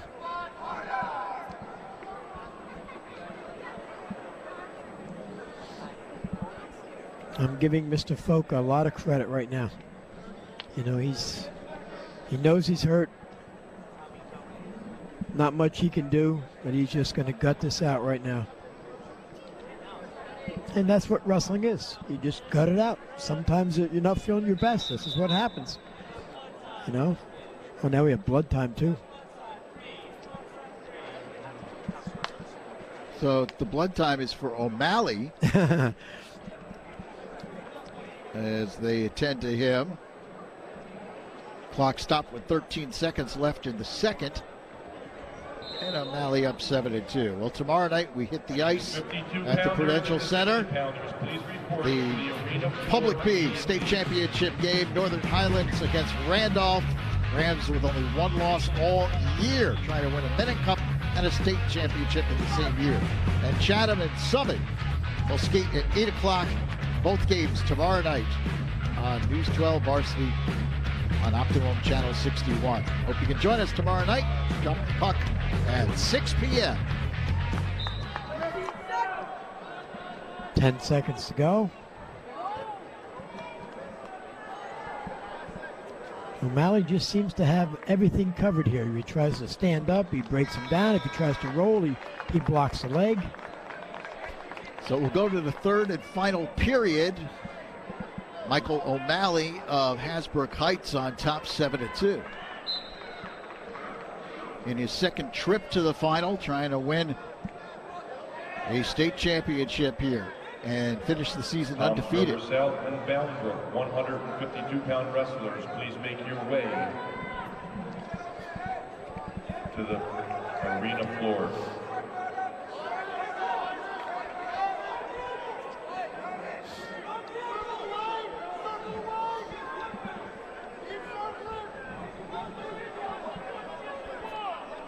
Well, we're kind of looking for a far side cradle, maybe get as fortunate as Mr. Corrigan did, but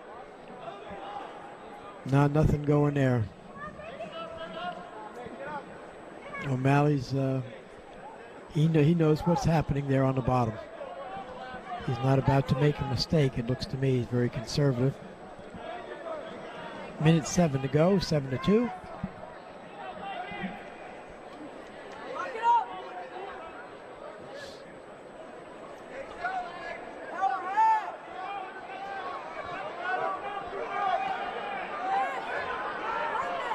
This could be called a stalemate, and it's a stalemate called. There you go, 45 seconds left. Bergen Catholic 160, please make your way to and the you arena can see the floor. Foca really laboring there. We can't call a timeout now or the match is over. Trying to hang in. They come out to attend to him.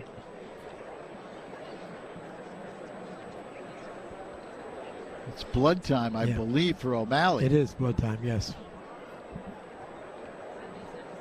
But Mr. Foca's not complaining.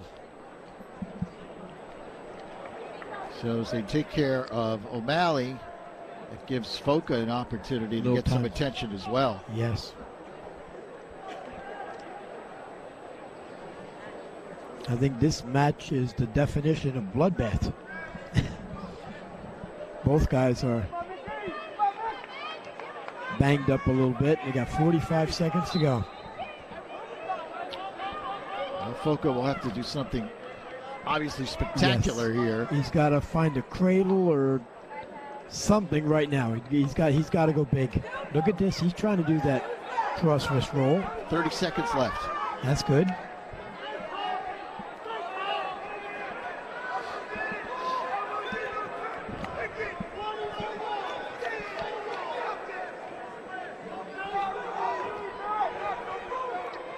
Yeah, not much happening, as a matter of fact. Okay, stalemate call.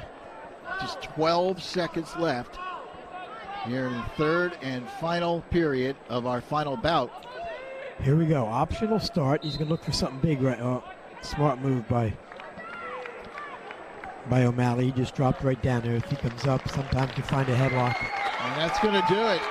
Michael O'Malley wins the state title at 170 pounds. He wins it 7-2. Chris Foca, a warrior there, but O'Malley too much in the end as he wins the state championship and finishes an undefeated season at 170 pounds. Congratulations to O'Malley. Outstanding effort there.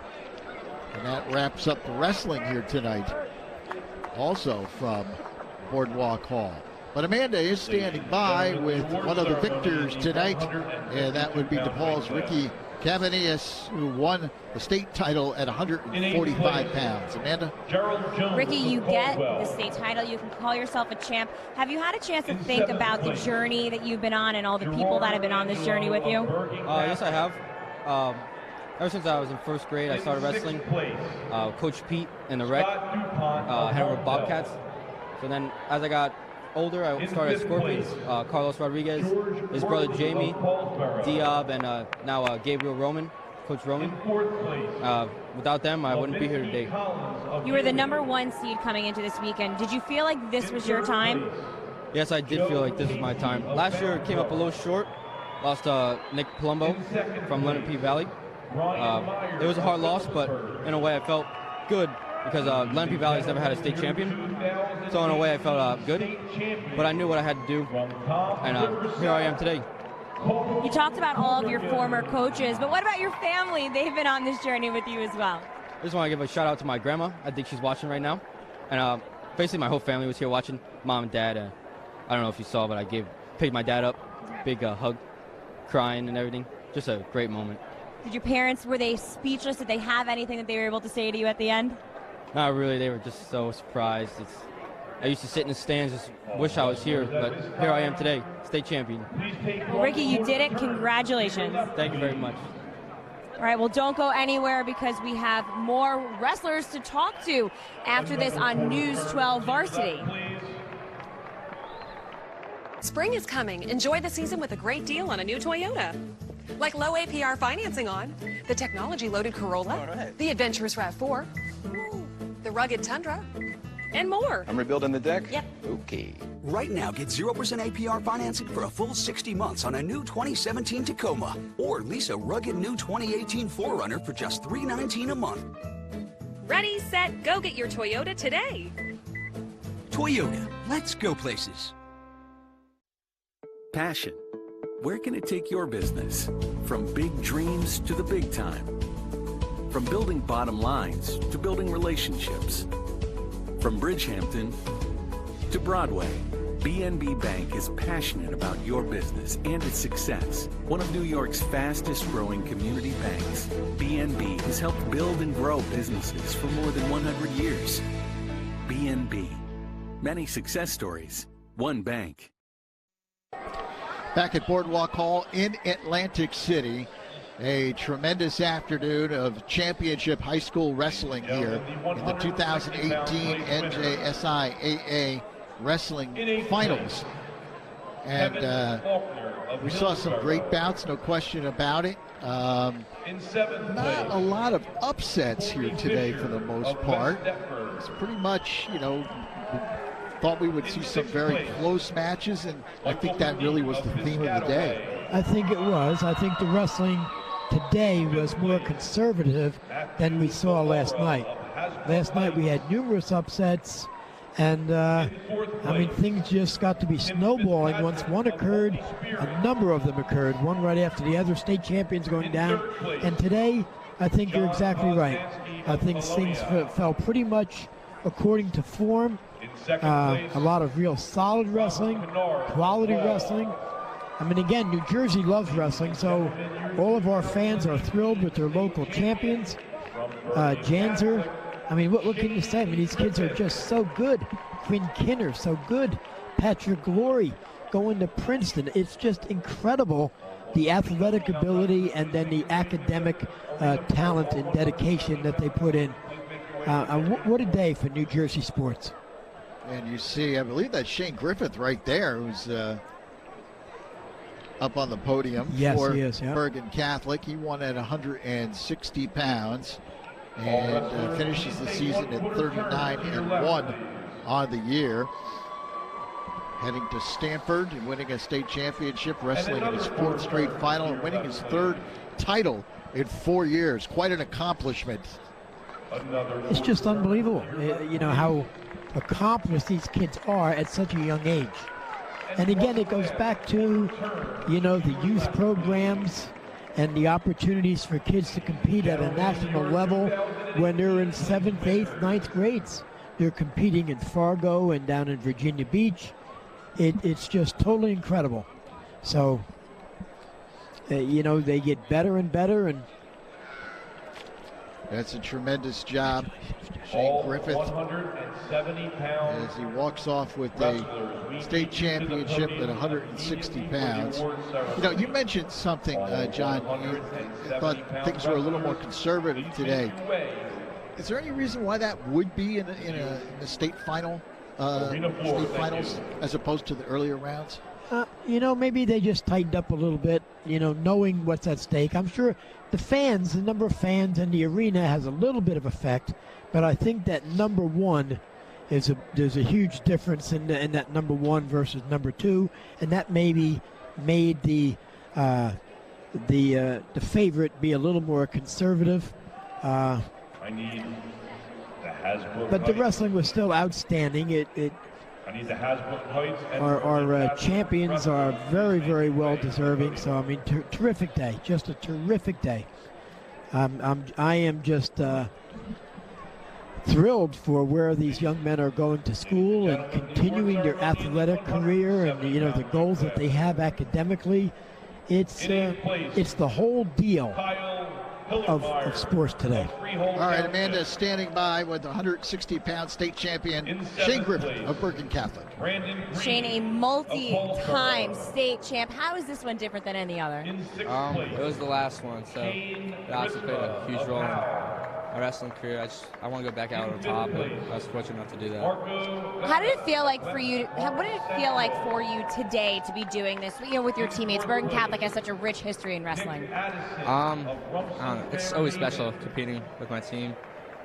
We have a great team. I mean, we're arguably number 1 in the country this year, and we have a bunch of great wrestlers. I mean, we always love coming out and putting on a show. Some guys we didn't perform to the best of our ability, but I mean, we just gotta move on from that, live and learn kind of thing. And we're all gonna do big things in the future. The team itself, I mean, we're handing the team over to a lot of good guys like Rob Howard and Josh McKenzie. They're gonna do great things with the program, so I'm excited to see what happens with it. All right, congratulations. Thanks. Thank you. Lou? All right, Amanda, Shane Griffith goes 123-13 in his career and wins 3 state titles, as we said, in 4 years. And number 1 in the nation at 160 pounds. A terrific job by him. And Michael O'Malley won the 170-pound bracket, the number 1 seed, ranked 7th in the nation. He finished an undefeated season at 40-0 from Hasbrook Heights. And we're waiting to get a word from Michael as he wins a state championship this year, runs his career record to 163-12. In his 2nd trip to the final, he wins the state title, and he really dominated that match against Chris Foca. Foca getting injured, unfortunately, in the match, and certainly that, obviously that hurt Foca's opportunity to try to come back.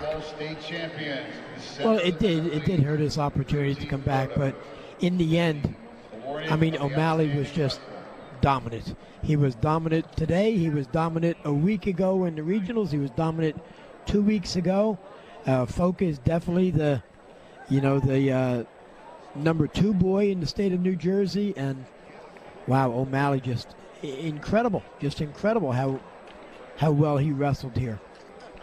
As we said, O'Malley goes to 40-0 on the year, and 163 wins out of 175 matches in his career, which is obviously an outstanding performance. Chris Foca dropped to 28-5, still heading to Iowa State And O'Malley, who will head to Drexel, will be an outstanding wrestler for that program as well.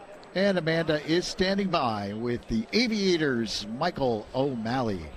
So you finally get the title that has eluded you. What is the emotion right now? I mean, it feels pretty great. I mean, I don't think it kicked in yet, I'm kind of just, it's overwhelming, I guess, but, it feels great. I just like to thank my family and my friends. It means a lot to me. It means probably even more to them right now, because I can't even picture it right now, but yeah.